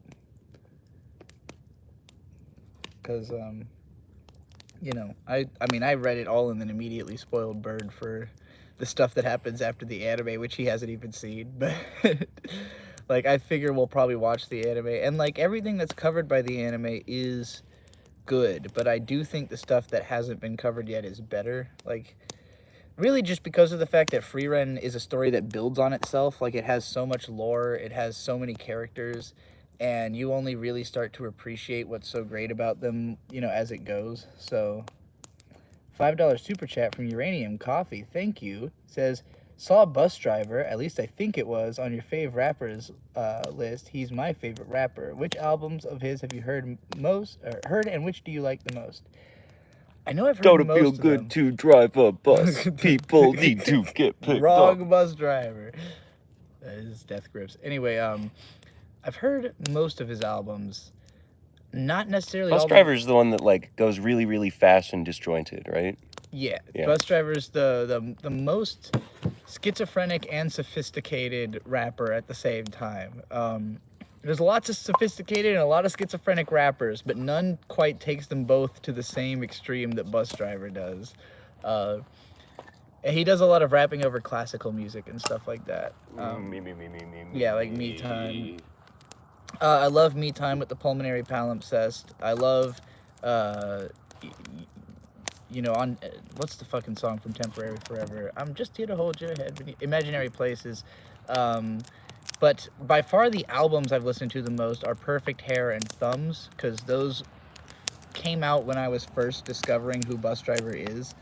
Like, I can't remember actually if I had known about him before Perfect Hair. I might have heard, but I knew the Imaginary Places song from YMS's videos, because he uses the instrumental in like a lot of his videos. So yeah, and then I went back and like checked out more of his discography, but well, I guess I would say my favorite song of his, even though it's not just his song, is Ego Death, because that's the one with Aesop Rock and Danny Brown, and Danny Brown's verse on that song pretty much created my entire flow. Like, that, between When It Rains by Danny Brown and Ego Death, is like a substantial amount of my rap style. But yeah, and Driver's verse on that song is also incredible, but his verses always take like a long time to parse. I literally had to get old enough to understand what the fuck he was talking about. Like, I had to learn more about the world, and I still hear a lot of it, and I'm like, what's he saying here? But it like, Me Time with the Pulmonary Palimpsest is a song that like every year I understand more of what he's talking about, and it just gets that much better. Anyway, there's another super chat, so I'm gonna stop answering that one. Cypherson Suctus with $5 says, how much do you think spoilers detract from your enjoyment, if at all? Not at all. Not at all. Bird and I are very pro spoiler. I really think it's rare that getting spoiled. Well, I guess it depends also on the audience, right? Like how reactive you are to stuff. Because I have known people who, like, a twist in a story shook their whole fucking life. Like, it's all they could think about for a while. And I don't know. There's certain media that kind of traumatizes me in that sense, where like I can't stop thinking about it. But it's not usually because it's like a shocking twist. I guess Game of Thrones season 4 is the most I've ever felt that way, but it was not a positive feeling. I hated that. Like, I enjoyed Game of Thrones when I was watching parts I had been spoiled for, because I didn't, you know, I didn't get like emotionally trapped into having myself get like brutalized in that way until season 4, where I didn't know what was going to happen. But yeah, like, aside from maybe lessening the emotional blow of a traumatic show, also it usually just gets me interested in watching something. Like if I hear a spoiler that makes something sound cool, I then want to check that thing out. And also, I think spoilers can create a sense of dread too. Like there's a certain character in The Legend of the Galactic Heroes that I knew specifically what episode that character was going to die in before I had seen any of the show. Like, it was practically the first thing I knew about Legend of Galactic Heroes. And I went out of my way not to spoil Bird. Like, I really tried. But at some point, I think you got spoiled for this death a little bit before it happened.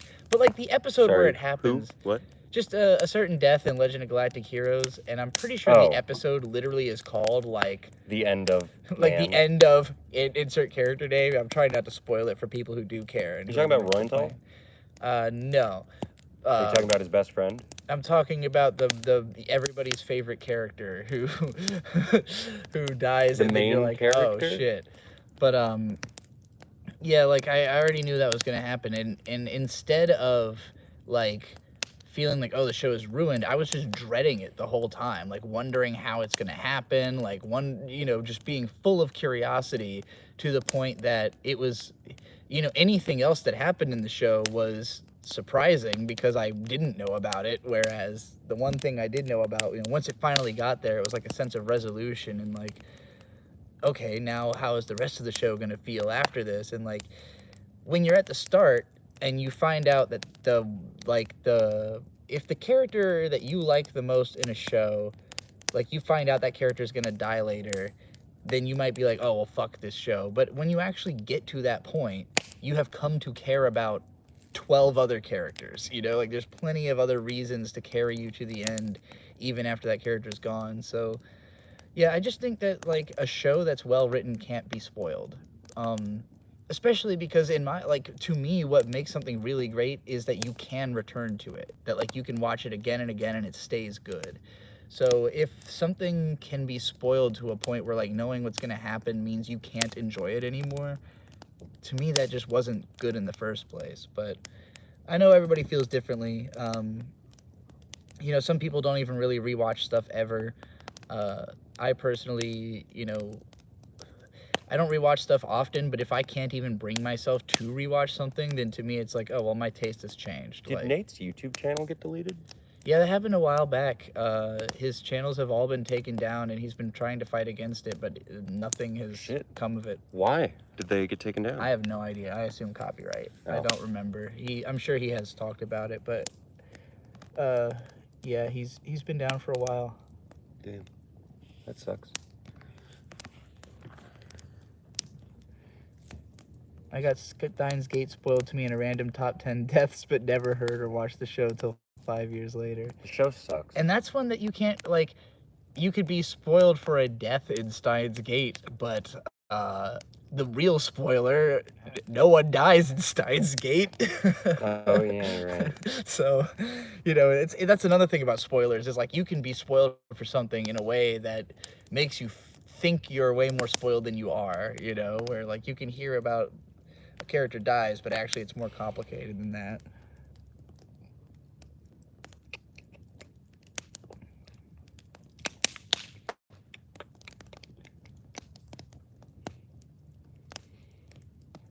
I watched a Jeff Do video today, and he was so worried about not spoiling a show that it made the show sound extremely boring. It always does. Like, if you can't tell me what's... Like, okay, if I was trying to sell you on Kusomega, right? Like, it's a story about an author who kills himself and then gets sent into the world of his own book.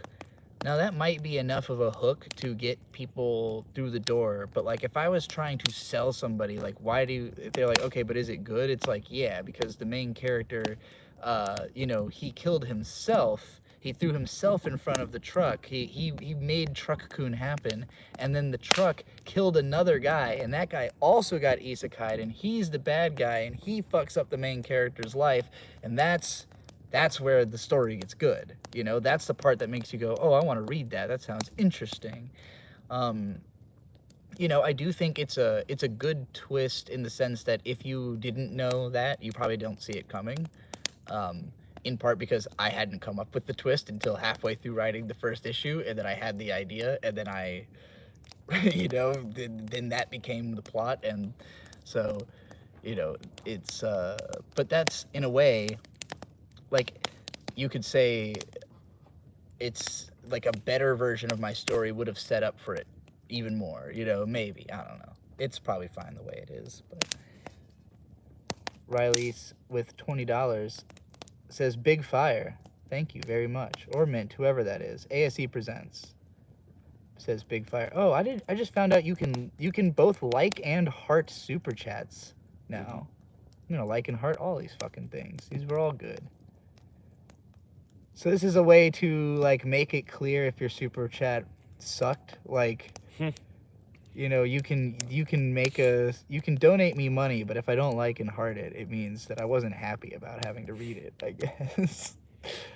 No, don't actually take it that seriously, because then if I start forgetting to like and heart shit, then people are gonna be sad.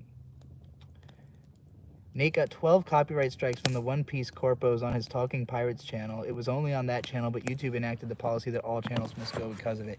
Yeah, what's fucked up is that it's all based on your email address.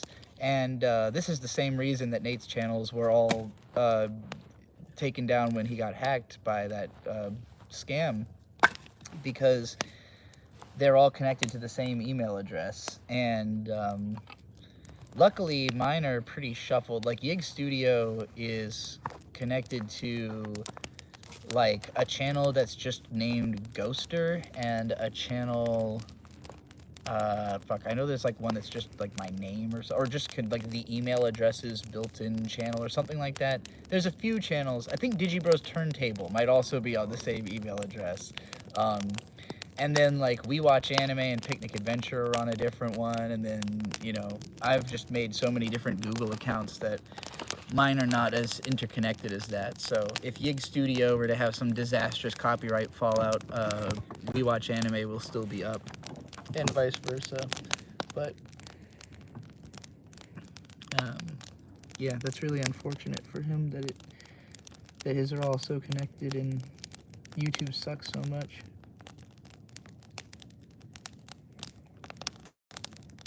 Oh, other people can also like the super chats. That's neat. So you can have like a beloved super chat. Otoko no Kuyose says, I'm half and half with spoilers. I don't particularly care about getting spoiled, but I try to avoid them if I can because I can't replicate the first time viewing experience, but I can watch infinitely. On the one hand, I avoid leaks because I've been enjoying, oh, this is about PM23. I don't actually know what that stands for. PM23 or PM19? Anyway. Yeah, I mean, I don't usually chase spoilers, and if I'm, like, absolutely sure that I will read a story or watch a story, I don't spoil myself because I'm like, well, I already know I'm going to watch it, you know? Like, a good example of this, even though it's been fucking 15 years, Shadow Star Narutaru. All I ever heard about that series is that it's really fucked up, that, like, some really fucked up shit happens. And so the anime was incomplete, so I wanted to read the manga. So I bought the first 2 volumes, and in those it starts to get a little bit fucked up, but nothing like outrageously fucked happens in the first 2 volumes. And then I found out that Dark Horse had canceled it like 8 out of 13 volumes, and I was like, fuck, I bought these for no reason. I'm never gonna get to finish this series. So I still haven't read or watched any more than that. I still don't know what fucked up stuff happens in it. But it doesn't matter because whether or not I consume it is just dependent on my laziness and, like, deciding today is the day I want to read a fucked up manga, you know? But, like, I haven't felt like, oh, I need to know what it is or else I'll never end up watching it. It's like, you know, I'll probably end up doing it at some point. Whenever I'm in that headspace. I did read that author's other manga, Bokurano, though, which I really enjoyed.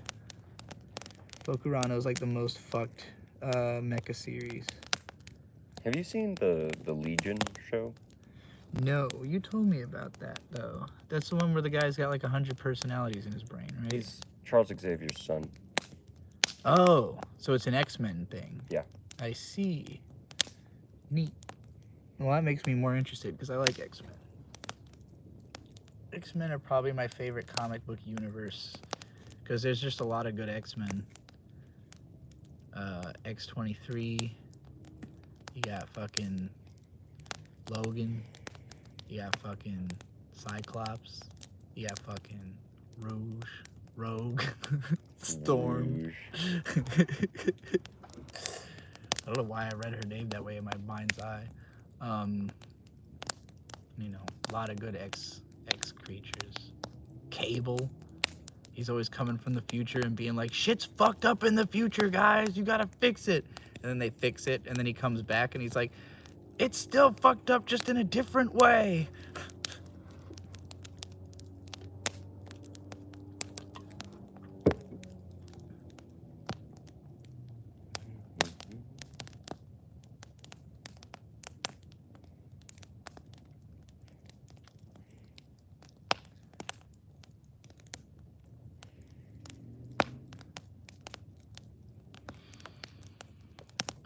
Vibing. This is the quietest campground we've gotten, at least since Shenandoah. I remember that being pretty quiet too, because we were up in the mountains. Of course, I say this in like the loudest motor engine in the universe plows by, but Yeah.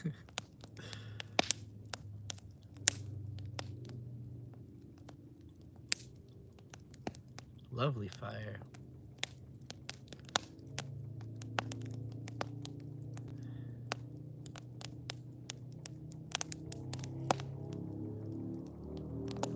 Do you know in the comics that Juggernaut is Charles Xavier's stepbrother?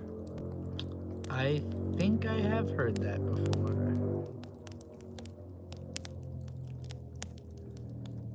I don't remember how much comes up. I've only seen the bulk of my X-Men exposure. So I never read comics growing up, even though my mom had been a comic collector, but mostly because all the comics she'd had went up in a house fire. So pretty much all she really had was Sandman when I was growing up, and Sandman was way too dark and, you know, weird to appeal to me as a kid. But my mom knew stuff about comics, so she would talk about them, and the X-Men were her favorite. So I saw the first 3 movies in theaters, and I remember, you know, thinking X3 fucking sucked. I saw a bunch of the X-Men Evolution cartoon. Like, that came on right at the age where I could appreciate it, but at the same time, I had a difficult time with shows about, like, teen characters when I was growing up. Everybody, I know lots and lots of people who, when they were in, like, their preteens and teens, that's when, or even, you know, when they were 10, 11, like, they were really attracted to shows about young adult characters. And I was such a shrimpy little kid that those characters always seemed, like, way older than me. Even, like, Yusuke Urameshi. Like, I was 10 or 11 when Yu Yu Hakusho started on Adult Swim, and Yusuke is probably like 13 or 14, maybe even 12 at the start of the show.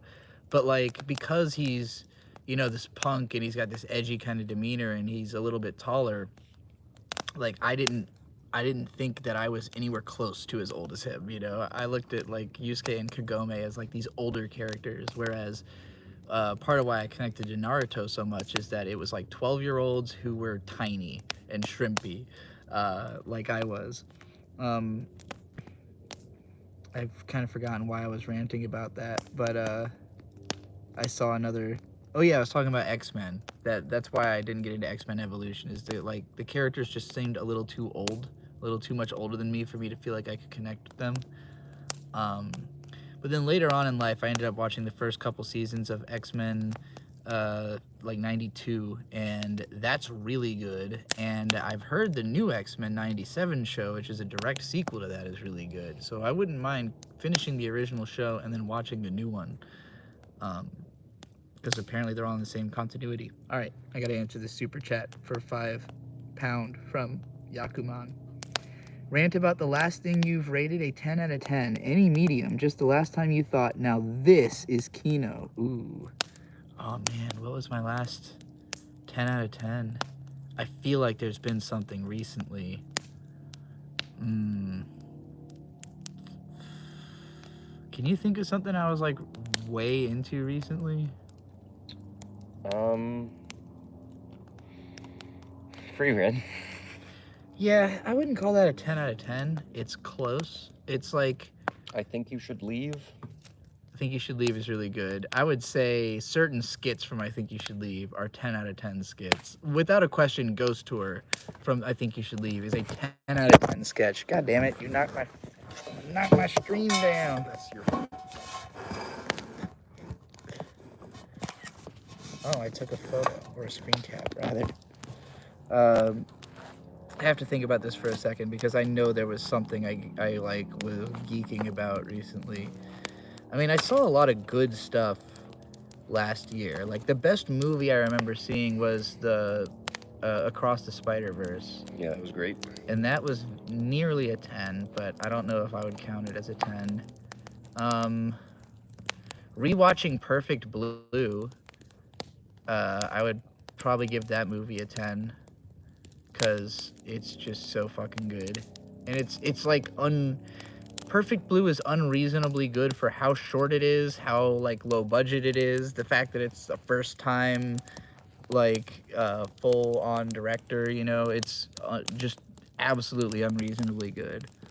But that's more like a updated score. I'm sure I had given it like a 9 before because I don't know, my scoring system has always been different, but my latest watch I was like, yeah, Perfect Blue's as close to perfect as it can get. And shit,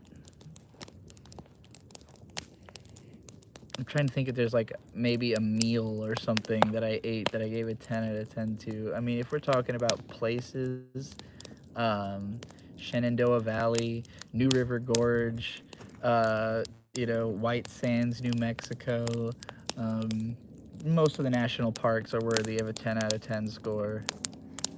It's gonna be neat to see the rest of this place tomorrow. So we've got 10 hours left to get home, so I want to wake up pretty early tomorrow. You saying we should go to bed? So, well, I'm gonna burn all the fire first. All right. We've made $38 on this stream so far. It's pretty incredible. It is pretty incredible. Thank you, everybody. Should have been doing this the whole time. Well, you know, when we can. Should be doing it our whole lives. Yeah, well, you know, not every camping site has good enough coverage to do this. We're pretty lucky that, I mean, we pretty much, the tire popped. We pulled over to the side of the road, and Bird, in a fury, was like, well, fucking, you want to start streaming? And I was like, hell yeah, let's do it. Would have probably gotten better coverage of you changing the tire if that other guy hadn't come out that I didn't want to film, but it was fine. It was a fun time. It's all right. I What the introduced fuck? myself to that guy. Big old bug just crashed himself onto the table. Oh, that's a big dude. What the fuck is that? I don't know. I guess that must be a June bug. June bug's trapped in our stuff. He can't get out. Just gonna move this on top of the car. Hey, we got another $20 super chat from NetBases. Just out of curiosity, what piece of media got the most visceral reaction out of you, either good or bad? Ooh. Oh, there's something. I know I've screamed about a couple different anime. Mushoku Tensei is probably the most visceral reaction I've ever had to something. Was pretty fucking... Season 2 in particular was very, very, like... Even Season 1, because, like, I was watching it, getting really mad at it, posting about how I was really mad at it, and then a bunch of fucking idiots were like, no, actually, you don't understand how good the show is and where it's going. It's like, yeah, I do, actually. I spoil things for myself. You're wrong. The thing, so when I think about just like raw impact on my psyche, in recent years, it's really been The Boys. Yeah. And I haven't. I should have watched Gen V with you. I saw the very start of it and did not want to watch anymore because I was not in the headspace to fucking. The Boys is really difficult for me. Like, I'm sensitive to violence in media. I don't have an easy time watching like dark, violent stuff, especially if it's conceptually dark. Like the first thing that happens in The Boys is A that slow motion shot of a speedster running through someone. yeah, it's a guy's just walking down the street with his girlfriend, He's and about to then propose to her. their version of the Flash runs through her, exploding her all over the guy. And he just goes like, And- "Sorry, man," and then he runs away. It's maybe the most fucked up, dark, imaginable way to start a show, and then it pretty much is always trying to one-up one point, itself. A very small guy, like that's his power. He turns shrinks small. down. He shrinks and goes into someone's urethra and then explodes him.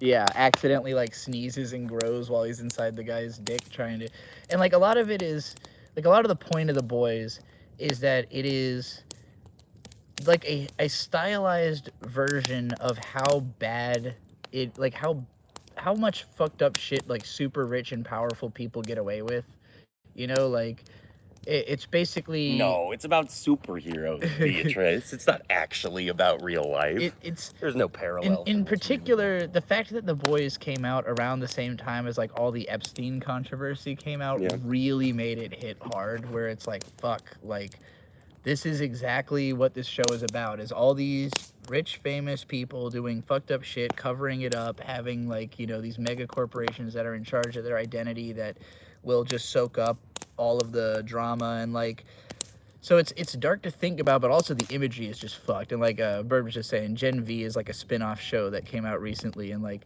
the first episode is like this girl has a basically blood-bending power, and it kind of like, it's basically X-Men if they turned up the violence factor to 11, because X-Men will start off with like, you know, Kitty Pryde accidentally ghosting into someone and like it's a problem or something like that, or ghosting to a wall and getting stuck.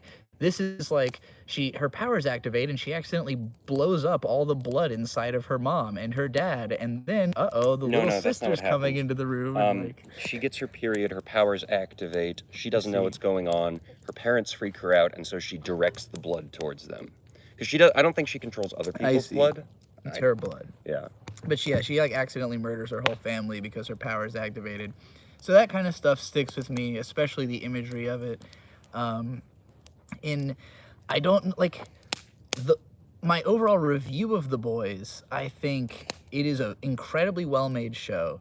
It's very well done. By the time you get to season 3, the tension is so ridiculously high that like you can't watch it without being in a state of fear. Like you're just constantly worried that something fucked is going to happen. Homelander's scary, man. And a lot of the time it does. So yeah, that show has probably had the most emotional impact. We got another £20 super chat That's awesome. from Fluttergale. Thank you so much. You're cool. What animals have you seen recently and had the most memorable experiences with, if any? Also, you're cool. I said that. Thank A you lot of very much. raccoons lately. Well, we had an interesting experience the other day in Shenandoah Valley. The owls? No, the squirrels. Oh yeah, squirrels are nutty, man. So, yeah, on the way into Shenandoah at night, we were driving through these roads, these sort of complicated roads, and there were a lot of deer, like just tons and tons of deer running across the roads and shit and dodging the car. And then as we're leaving in the daytime... I wouldn't say they were dodging the car. I would say they were crossing the street. Well, you know, they were very close up. And then on the way out, because like in the nighttime there was a sign that said something like "Watch out, squirrels are nutty." And then in the Squirrels daytime, can be nutty. Watch out for wildlife. the whole drive out of the park for like 15 minutes, there are constantly squirrels that are just like laying down in the middle of the road until you get up close, and then they scurry away. And there's tons of them, so you have to drive real slow, looking out for squirrels. We had a time where we were in... Where did we see the groundhogs? Not groundhogs, meerkats.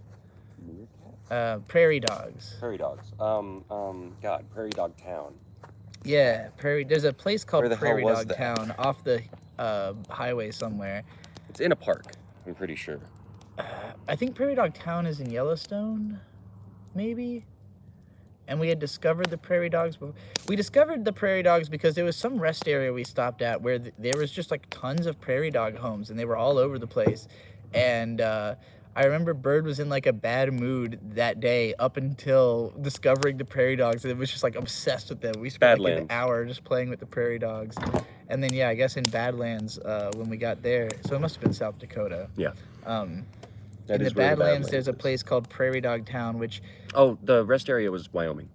okay, you don't want to really go too far into Prairie Dog Town because it's basically just a field with like hundreds of prairie dog holes. And if you start walking into it, they all like, most of them are hiding, and then there's like sentinels every so many holes that are And then just they just- beeping at you. yeah, it's pretty Just, funny. like trying to get you to go away. Like, warning, do not come fuck with us. Do not come fuck with us. And we're like, all right, we'll stay at a distance. But yeah, the prairie dogs are adorable. We saw a ton of elk last year because in both the Grand Canyon National Park and Rocky Mountain National Park, it was rutting season when we were staying there, and just hundreds and hundreds of elk went rushing by, screeching through the entire night. So that was a wild time. I don't know what this truck's doing. Driving away from us, I hope. Way too goddamn loud. Yeah, it looks like I guess he's probably trying to figure out which. He's probably in the just other loop. reading the signs to figure out. Yeah, that is a loud ass trailer. It's not a trailer, it's just a truck. I'm pretty Let's sure. see. Well, it sounds like it's doing that clinky thing that a Yeah. trailer connector I think it's bar got shit does. on the back. I don't think it's a full-on trailer. Any other memorable animal experiences recently?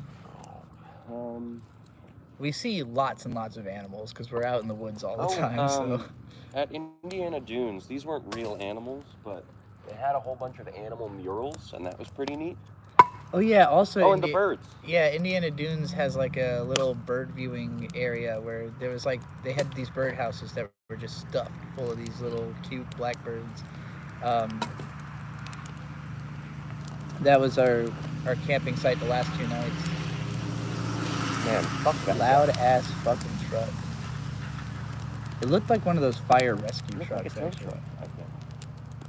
Because the noises would make more sense then. could be. Maybe somebody's getting towed out of the That park. would fucking suck. Have you seen any skinwalkers though? No. No. Are we even in Skinwalker country? Oh, Riley says the bitch in the boy is the head popper, controls other people's blood. But yeah, Marie Moreau can't yet. So Oh yeah, I forgot about that. They meet in Gen V. Yeah, that does happen.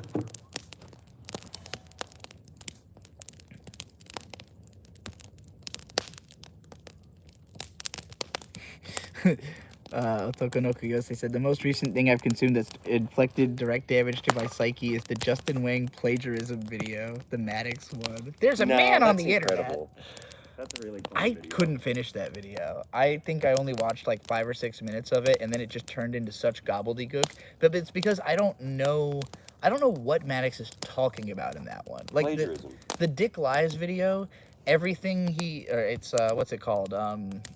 When Fans Become Stalkers. Yeah. With When Fans Become Stalkers, at least with that one, like everything Pretty he's evident saying. what he's trying to do, which is Yeah, send well- Dick to prison. Well, and it's like I know the truth of each thing, so it's like he'll say a thing, and I'm like, well, no, it was like this, or well, you phrased it wrong, or like But with the Justin Wang one, I'm just like, this sounds like nonstop nonsense. Like nothing you're saying means anything to me, so it's really hard to watch. We got another $5 super chat. From Yakuman, thank you. Says rant about the last few places you went to eat, then rate them from best to worst. Today we went to a Denny's, which the food was fine, but Shockingly the waitress alright was Denny's. the worst. Yeah, the she was waitress- so goddamn slow. She came by and said, "Do you guys need boxes?" And I said, "Yes." And then she proceeded to forget about that and walk around the restaurant over and over again. Yeah. So I had to be like really mean to her and ask for more She was, boxes. She said how many, and I said 5, just because I was really annoyed at how much time she was taking. She was weirdly ungracious, especially considering that she was not busy. No. Well, and the other thing too is like every other waitress in there was doing a good job. I was Yeah. trying to pay attention to see if it But was. the food was Oh, I'm sorry. I kicked the table next to it. Yeah, the food was good. I still food have a was burger I have to eat. surprisingly good because they now do melts. So I got like this big ass fucking turkey melt. You've gotten that before. It's like the super bird, right? I need to drink Yeah. some water, sorry.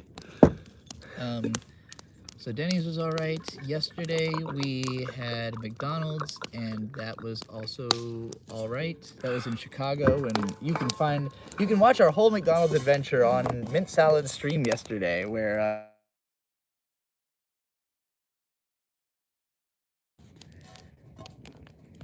but yeah, like we were going to go to a pizza place, but they were fucking packed. And then No, they didn't have seating. Well, one didn't have seating. The next one was packed, and then Well, there just wasn't parking at that one. and that's what being packed means. Well, no, because the restaurant itself was not packed. It was just a very busy street, Sure, and they only and had street parking. for the sake of brevity in the story, I didn't want to Well, you break know, down brevity exactly is the the way soul in of which levity. it's packed.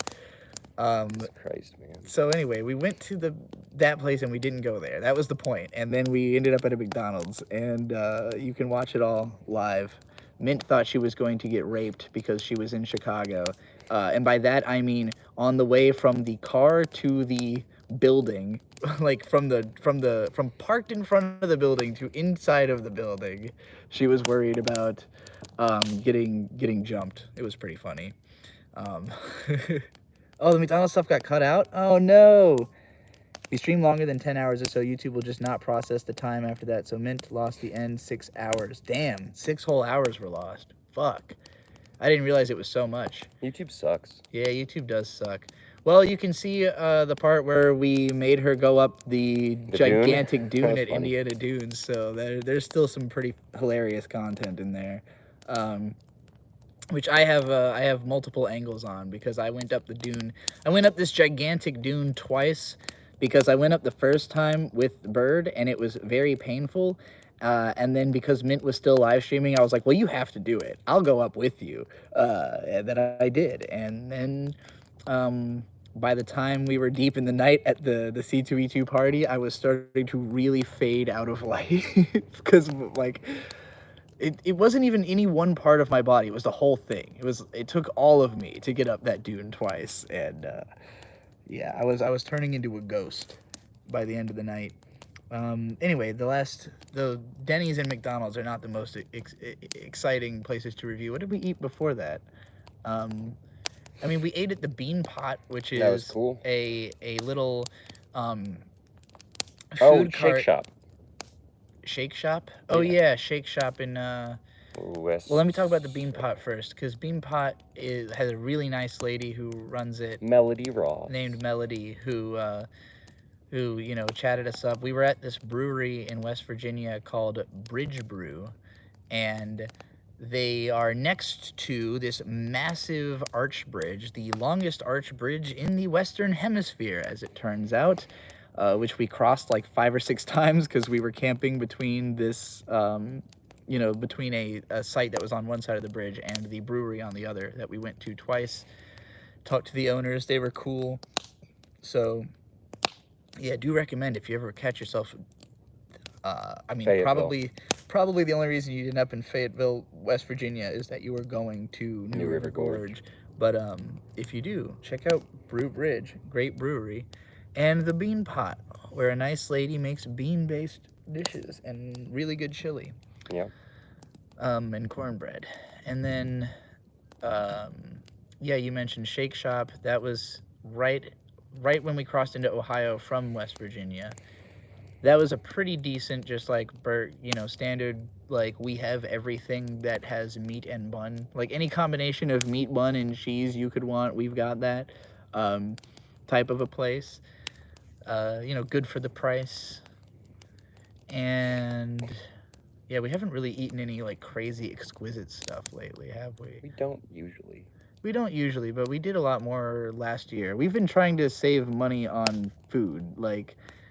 We've been trying to save money, period. But yeah, we spent a lot of money on food and beer last year, and so we're trying to be a little bit more conservative, although we just went to a convention and spent all that saved money on comics, so Whoops. It is what it is.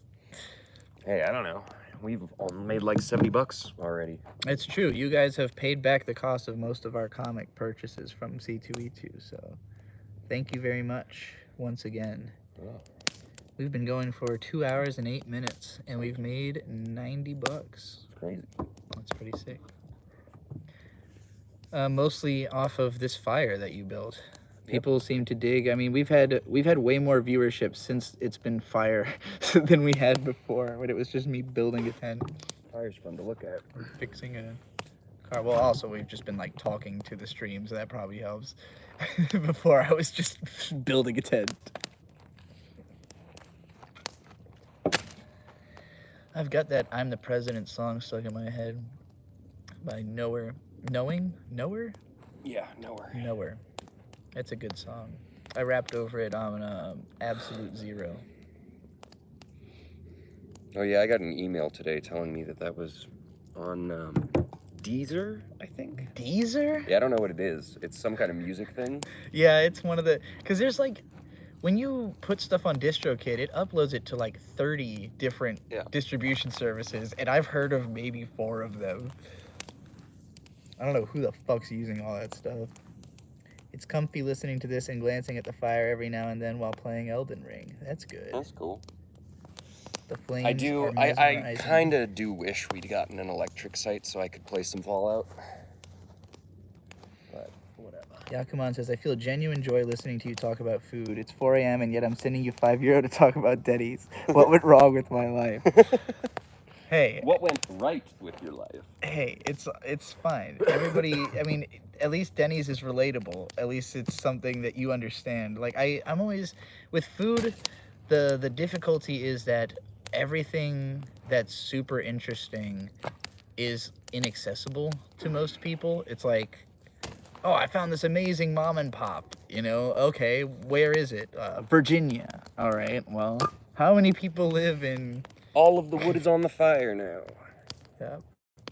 Damn. All of it? Yeah. You even got all that one unbundled one in the trunk? Yep. Damn, I can't believe 4 bundles went up that quick. Well, it was really dry, and I've been burning more of it than I usually do. Yeah, that's fair. It is a huge fire.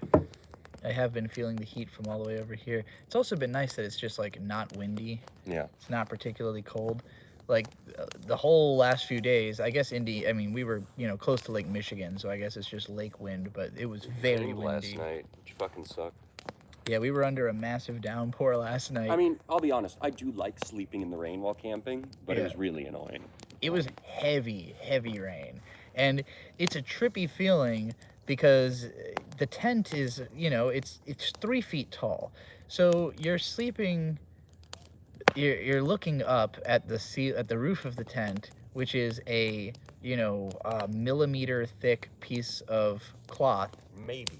That is somehow preventing the loudest, most insane sounding downpour from hitting you at a distance of about 3 feet above your face. And you're just like, what would happen though if like... What would happen? If anything about this breaks... We just got a hole in our rainfly too, and I didn't feel anything. Nothing came through that hole. I don't even understand how. Nothing. There's a tiny little hole Kevin's in the rainfly. doghouse, and it's Beatrice now. What about Kevin's doghouse? Oh, as a Digibro OG, I need to go to the Virginia Beach hot dog place. I forgot the name. Yeah, I think I've been there post-transition too. They might even know about it because the people there, they recognize me. They knew me.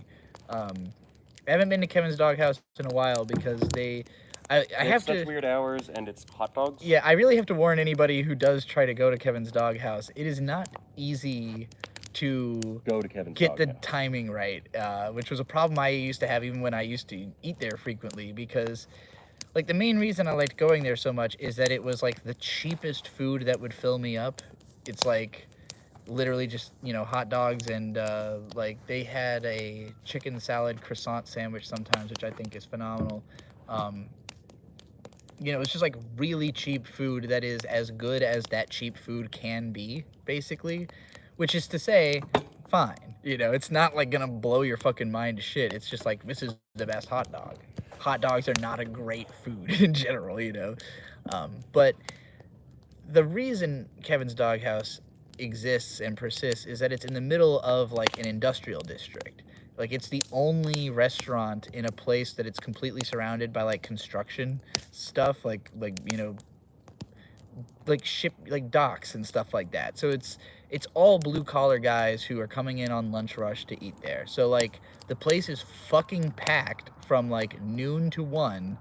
And you know, if you get there slightly before noon or slightly after 1, it's less packed, but then it's only open from like 10 to 3 or something like that. So you've got like a 5-hour window. And sometimes they close early if they're not busy enough. Sometimes they just don't open randomly, you know, because it's literally a mom and pop, and like mom, dad, and son do everything. Sometimes they'll have like a 4th hired person there, but yeah. So it's not the easiest or the most like worthwhile pilgrimage necessarily. It's more of a, if you happen to live nearby to this thing, it's the best hot dog you can get in town. How do you feel about the resurgence of CRT TVs and computer monitors as an online trend? What are your thoughts on CRTs in general? Justice for $5. Wow, I missed this completely. I haven't. I think my first TV that I remember was a CRT, but that's about it. I did read a story today, though, of like an overvolted CRT computer monitor that was shooting out gamma radiation. Whoa, what the fuck? And so I was like, I don't know if I Want one of I don't know those? if I want one of those. Yeah. I mean, I grew up with CRTs. When they were first being replaced, I was very happy about it because A, they're fucking huge and bulky and heavy. You know, because we always had, as soon as my dad was in the car business and started making decent money, he got the biggest TV possible. So we had like a 50-something inch, which for a CRT was massive, because they would always have like a, you know, like a foot worth of speaker space underneath. So it's like this goddamn 5 foot tall, well, probably not that tall. I was a little kid when we had this TV, like 4 foot tall fucking monstrous television. And you know, even the smaller ones would sometimes be like incredibly heavy because there's different types of CRTs, you know, different generations of them. Some of them had like big metal plates in them that made them weigh a ton. I haven't heard about the trend of like CRT monitors becoming popular. I know that, I mean, it's probably for the same reason. CRTs I came to appreciate once I found out about like how much better retro games look on them, because it tends to be that they have a higher refresh rate. They have like the cathode rays are literally blasting light out of like through the screen. So whereas HD gives you more pixels, those pixels are not themselves as bright as the lights on a CRT. And so like games that were made for CRT that are expecting that extra light look dim on HD monitors, whereas games that are made in HD, they just use a color palette that's going to look bright on an HD monitor. So like when you play a lot of, I mean, the ultimate example of this, look at Muramasa the Demon Blade for the Wii. Like, that's a game that you can play it in HD and it looks kind of muddy, and like it should be the most beautiful game you've ever seen in your life. But if you play it on a CRT, that comes through, and it doesn't as much on a you know, HD monitor. Star Fox Assault was the game that I saw that most sold me on this whole thing, because my friend Brandon Tolentino, he used to come over to my house and play game, like he would we had a CRT in the like living room, and he would come over to play GameCube on it, and I watched him. I think we actually did a DigiBros Let's Play on Star Fox Assault, and I just like spent the whole time losing my shit about how good the graphics looked on the CRT. But yeah, that's I appreciate it. I really took for granted how easy it used to be to find them, because for the first like, Yeah. I don't know, for most of the, I want to say until probably 2015 or so, like it was pretty easy to go to a thrift store and find a CRT. And I wanted for a long time to like just buy a whole bunch of them and like make a little setup where I had a bunch of TVs, or just like break some or something like that. And I always thought, they'll always be 25 bucks at the thrift store. And then one day they were just gone. I think the retro gamers just incredibly expensive. Yeah, I think the retro gamers literally collected them all. Like, and Vito's probably got a couple. I would bet he does. But yeah, I mean, they're cool. I wouldn't mind owning a CRT, but I wouldn't know where to put it currently. And I don't really play retro games anyway, so not because I don't want to, but just I don't really find time. Trixie reviewed Takunomi. Takunomi's great. It's a show about lesbians getting drunk. Oh, yeah. That was land anime, of course. We were just watching it over at Butthole Weave's house. We watched the first few episodes because we were dropping him off after taking him up with us to C2E2 and the Indiana Dunes. And It was a great time. yeah, we were coming off of Hangover, so it was the perfect show to watch for that. That wasn't as much of a fun time, but Landon had some kind of anti-nausea drug that was great.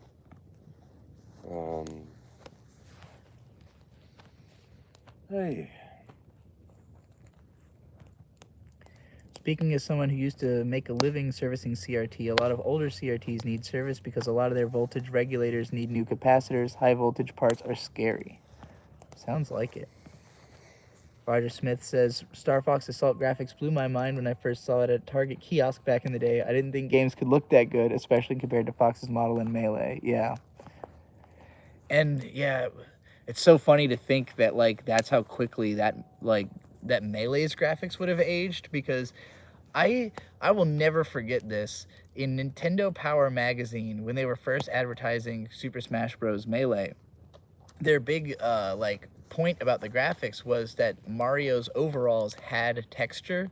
Yeah, I remember. Well, I don't know about Melee, but I've always thought that was cool in Yeah. Smash Bros. Because That they're so Gene-like. Yeah, and that was the graphical leap from N64 to GameCube, was that they could do that. Because on the N64, he's just, like a plain blue. I've played Melee a couple times, but it was after I had played Brawl, and I was just like so confused and annoyed at the difference in controls. Mm-hmm. And yeah, the graphics aren't quite as good, but that's what you'd expect. I think they're both cool games. I'd pick Brawl, probably. I wish they'd come back with story mode for those fucking games. That was so Roger cool. says, it's funny to say that because I had gotten the GameCube in 2003 with Zelda Games Bundle, and then seeing Melee's Link compared to Ocarina of Time Link was insanely impressive to me. Yeah, for sure. I can't stop thinking about it, because in the Nintendo Power, it's like they had just a picture of Mario from the game, and then the little zoom things that magazines will do, well, they'll have like a picture of a magnifying glass and like an arrow pointing to what it's magnifying. So it's like that with like a little section of his pants to like show you the detail of the texture. And to me as a kid who I had never cared about graphics up until that point, but they sold me on graphics. Like they made me like, whoa, GameCube's gonna be mind-blowing. It looks real. It looks like real life. I remember back in the PS2 era, your parents would see like Grand Theft Auto on TV and be like, I can't believe video games look just like reality now. And like now you go back and you look at San Andreas and it looks like Legos, compared to fucking the GTA 6 trailer actually looks like real life once again. It's like, well, shit, now I feel that way. But I'm sure there's going to be kids in like 5 years who are like, that's not even a full immersion video game. Like, how can you consider something to be realistic if you don't have peripheral vision when you're seeing it? Like, did you guys like Vito's magazine idea? I'd like if he finished Super Killer. Yeah, Vito's rushing with talking about this magazine shit. He should not even be talking about that idea yet until Super Killer's out. Look, I'm a person with a billion ideas. I don't talk about most of them because it creates the expectation in the audience that I'm going to do that, and then if I don't, that's a failure. And it took me a long time to understand that, because I'm excited to talk about ideas. I don't necessarily, if the project falls through, there's a lot of reasons that can happen. But if you start talking about an idea and then, it falls through and the audience is just disappointed, like they don't understand why they're not getting the thing they wanted. They're just like, well, what the fuck? You told me you were going to make this thing. So I would... Personally, I've tried to make a magazine maybe 100 times in my life. It's not easy to get people interested or involved in that. Like, no part of the creation process of a magazine is as easy as Vito makes it sound like, but it's not that I don't think he could do it. I think he could.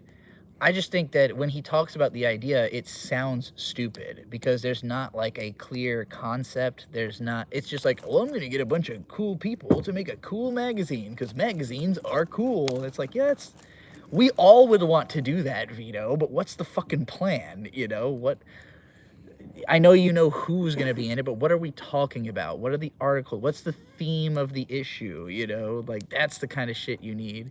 He's like, well, what if we were writing articles about AI? Oh, fucking every news outlet is doing that. We don't need an AI issue of a goddamn. We don't need a bunch of people who don't work in AI giving opinions about AI. No, like, Vito needs to look more into stuff like, fuck. There was one that Maxwell Kimball retweeted earlier today.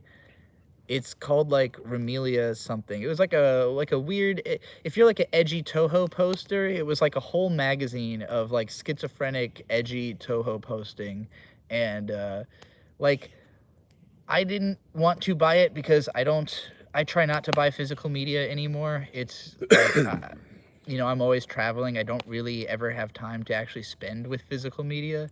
But you know, I do think it's cool. I do think making a magazine is cool, especially one that's like very aesthetic.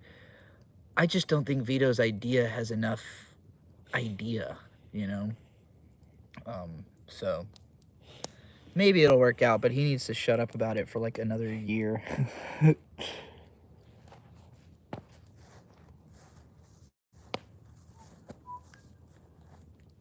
Reading the chat.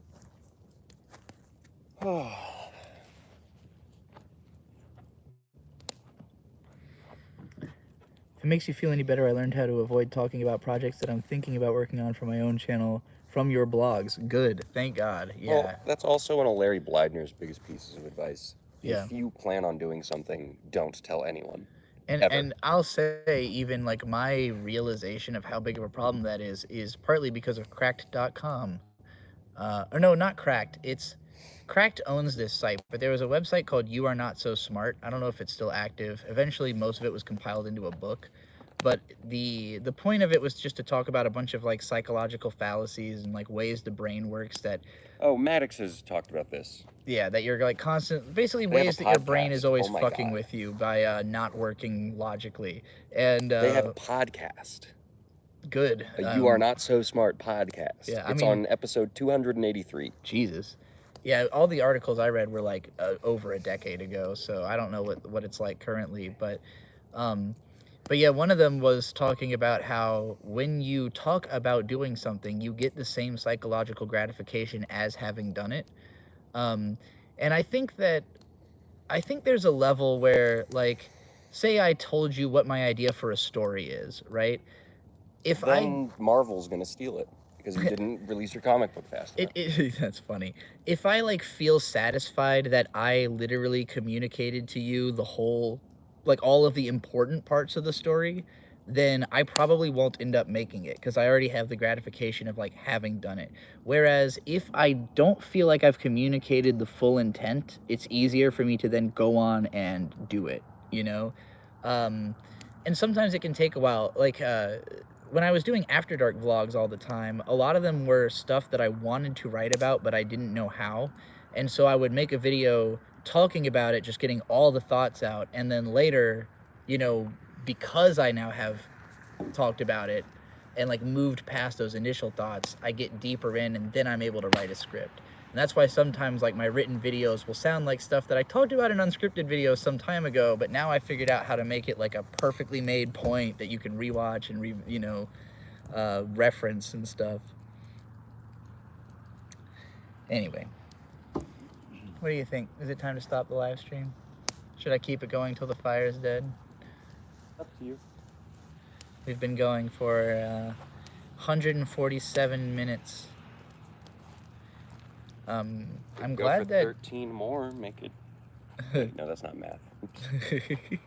I'm not good at math. Sorry. Up to you.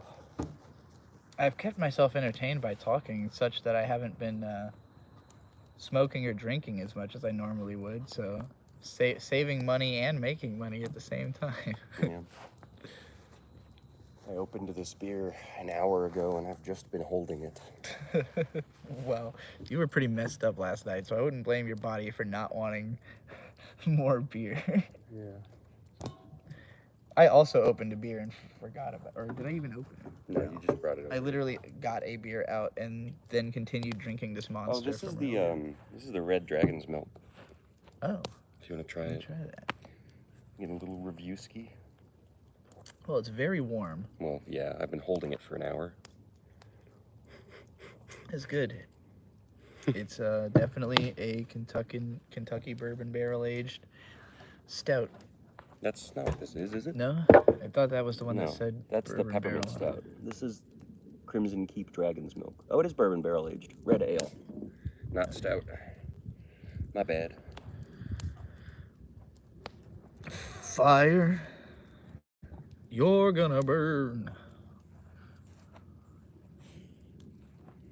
But yeah, I don't know. I usually want all of the fire to burn as much as it can before we start to try to put it out. It's easier that way.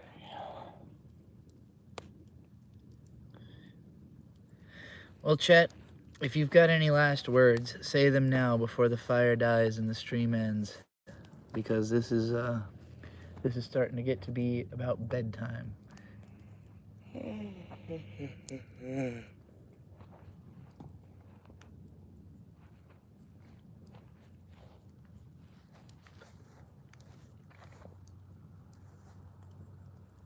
I'm surprised how many people are still like Showing driving up. through. Yep. They can't be showing up from that direction. I don't think. That's the direction we came in from, isn't it? No, we came in from the right. Oh, well, where's that? Oh, that's the road that goes off to the other sites. Yeah. Or some. No, that goes over to the registration, I think. Oh, you fucking blinded me. Yeah. This guy doesn't need his fucking brights on. $5 super chat from NetBases. This has been fun. Good stream. Thank you very much. Thanks, We Gary. will probably do a lot more of this anytime we're in a place that we can, because yeah, Probably do this some whole tomorrow. vertical streaming stuff. I'm totally new to this particular side of streaming. I mean, we've done live streams through the phone before, but this was before they introduced this whole new vertical thing, and it's quite convenient, especially for stuff like this. What's your favorite Noah Caldwell video? My favorite Noah Caldwell video? I mean, the one he did about the highway. I don't even think I finished that because it was so fucking long, but he did a video about retracing the first transcontinental highway, That's neat. which is at this point no longer resembles what it once was, and even then what it once was had always been like cobbled together from a bunch of roads that already existed. They just basically like connected them. That's a super interesting video, and it would be really interesting to meet that dude and compare notes about the way that we travel, because I don't know, he's obviously doing it in like a kind of a down and dirty way too, since they're just like in a Volkswagen bus going all over. But I don't know if they did as much camping and that kind of shit, or what kind of, if it was, he's very much about road novels. Like, that guy's obsessed with like road trip storytelling. I've never really been, like, I was never super into traveling as like a concept until doing it with Bird. So I'm kind of new to even like romanticizing the idea of it. But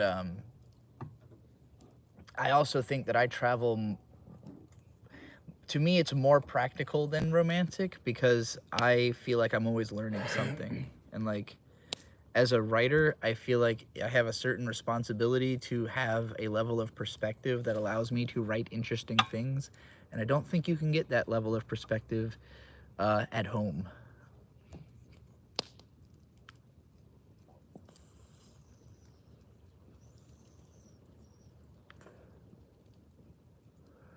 I'm trying to think if there's a Noah video about games that I particularly care about, but like, most of his videos are about PC games, and at that he usually covers a full series, like pretty much any very popular series with Western gamers, and like, I don't know, most of them are not games I really care about.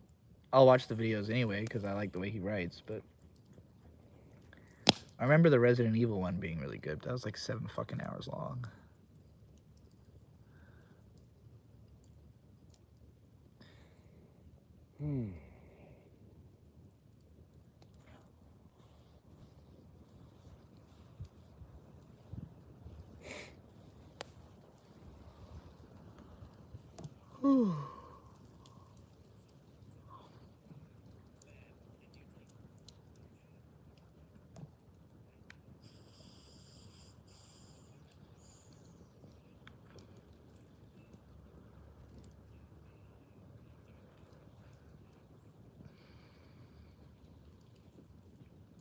This stream has made me want to go camping.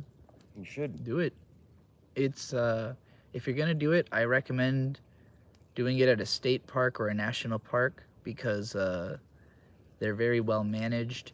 They're you know, they've got lots of signposts. It's just easy.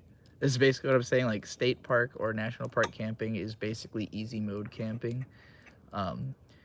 You know, if you were here when we were setting up, you know, we literally just pulled up, got all our shit out of the car, set it up, started a fire, and now we're here. Like, we didn't even have to walk from the car, which the site we were at the last 2 nights was a walk-in campsite. So it was like maybe 80 yards from the car to the tent. And we rarely do that. Like, that was maybe the second time we've ever actually had to walk to our site. One day we want to get into backpacking, and that's where you really get serious of like, yeah, all of my shit's like, instead of your car, your backpack is your car. So whatever you feel like carrying in a backpack, that's what you've got.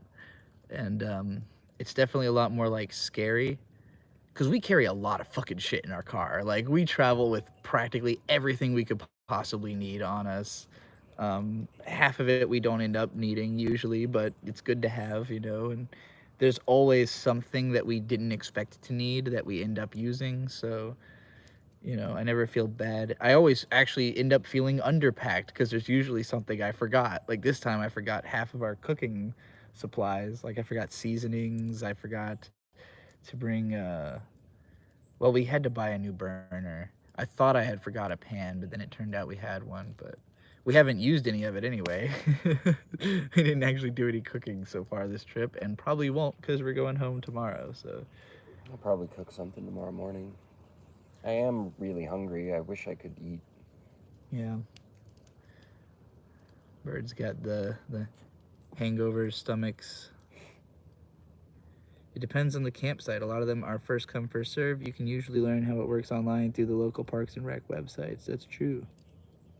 Do you have to book them, or is that a California thing? It's really case by case. The California is Reserve CA. It's the same one Virginia uses, more or less, and it's the worst website ever.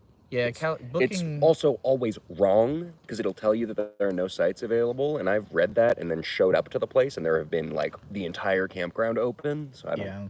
California is one of the harder places to, like, work with their websites, and usually campgrounds are just more expensive because everything's expensive in California, but there is a lot of really great camping, especially in the desert. I don't know what part of California you're in, but if you're in Southern California, Joshua Tree rules. Yeah. That's one of my favorite national parks that we've only got to spend like a night in, and I'd love to go back.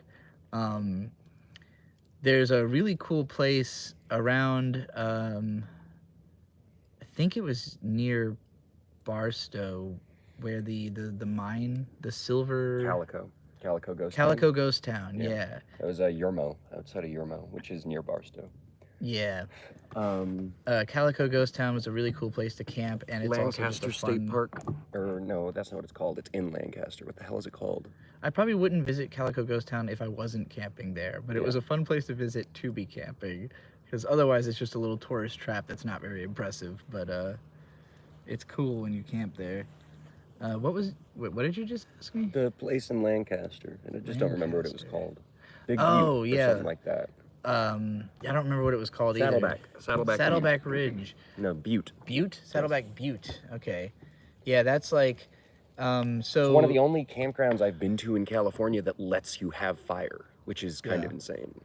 And it's only like, that's the one that's It's like an hour north of LA. yeah, just like literally less than an hour north of Los Angeles, but you go across the mountains because San Gabriel's. yeah, the San Gabriel mountain range is like directly above LA, and then once you cross that, you get to Lancaster, and yeah, Saddleback Ridge is cool, and that's also where there's Bravery Brewing Company. they've got Bravery Brewing Company, and they've got Joshua Trees there as well. No, it isn't. Oh, Yeah, sorry. remember? Sorry. I know what you mean. They have Joshua Trees there, not yeah. Actually, that's why it was protected originally, because it's a huge place where Joshua Trees grow. In Northern California, you can camp in the lava fields. You can camp Whiskey Town, at Whiskey Town. which is a ghost town that's under a lake. Yeah, Um, there's all kinds of cool shit in Northern California. Is mostly fucking wilderness, so there's all kinds of cool shit there. I really like the desert. Oh yeah, Death Valley. Death Valley. Death Valley's Grand Canyon. interesting. That's not too far from California. Yeah, if you live in California, you can also just go to Arizona or Nevada, a few hours away. So, But there's also, like, in California, Nevada, and Arizona, you can BLM dispersed camp, which is way cooler. Though you have to be careful that you're not driving down 4x4 roads. Mark Moon, who asked if you had to book them being in California, says, "I'm in Missouri. I just knew that because of Biggest Problem." I think, I mean, with the booking, it's not a state thing. It's totally a what that campsite wants thing. Like, there are some places that you have to book just because they're busy all year. Yosemite, you would have to book ahead because No, we it didn't will do fill that. up. We didn't, but that's because we were in December. I'm saying, like, Whatever. in real season, you know. Yeah. Zion, you'd probably have to book ahead because they're fucking packed all year round. But like, if you're just talking about some obscure campground like that Saddleback Butte place, Butte, you just we were the drop only money in a fucking box. people there. We were literally the only people who were camping there when we went there. So out of like 30 campsites, and this was maybe in September. No, there was one other group, but they were far away on the other end of the campground. Yeah, so it's pretty easy if you're not trying to go to, like, actually, if you're going anywhere other than the most popular places, there's probably availability, and it's probably not difficult to get.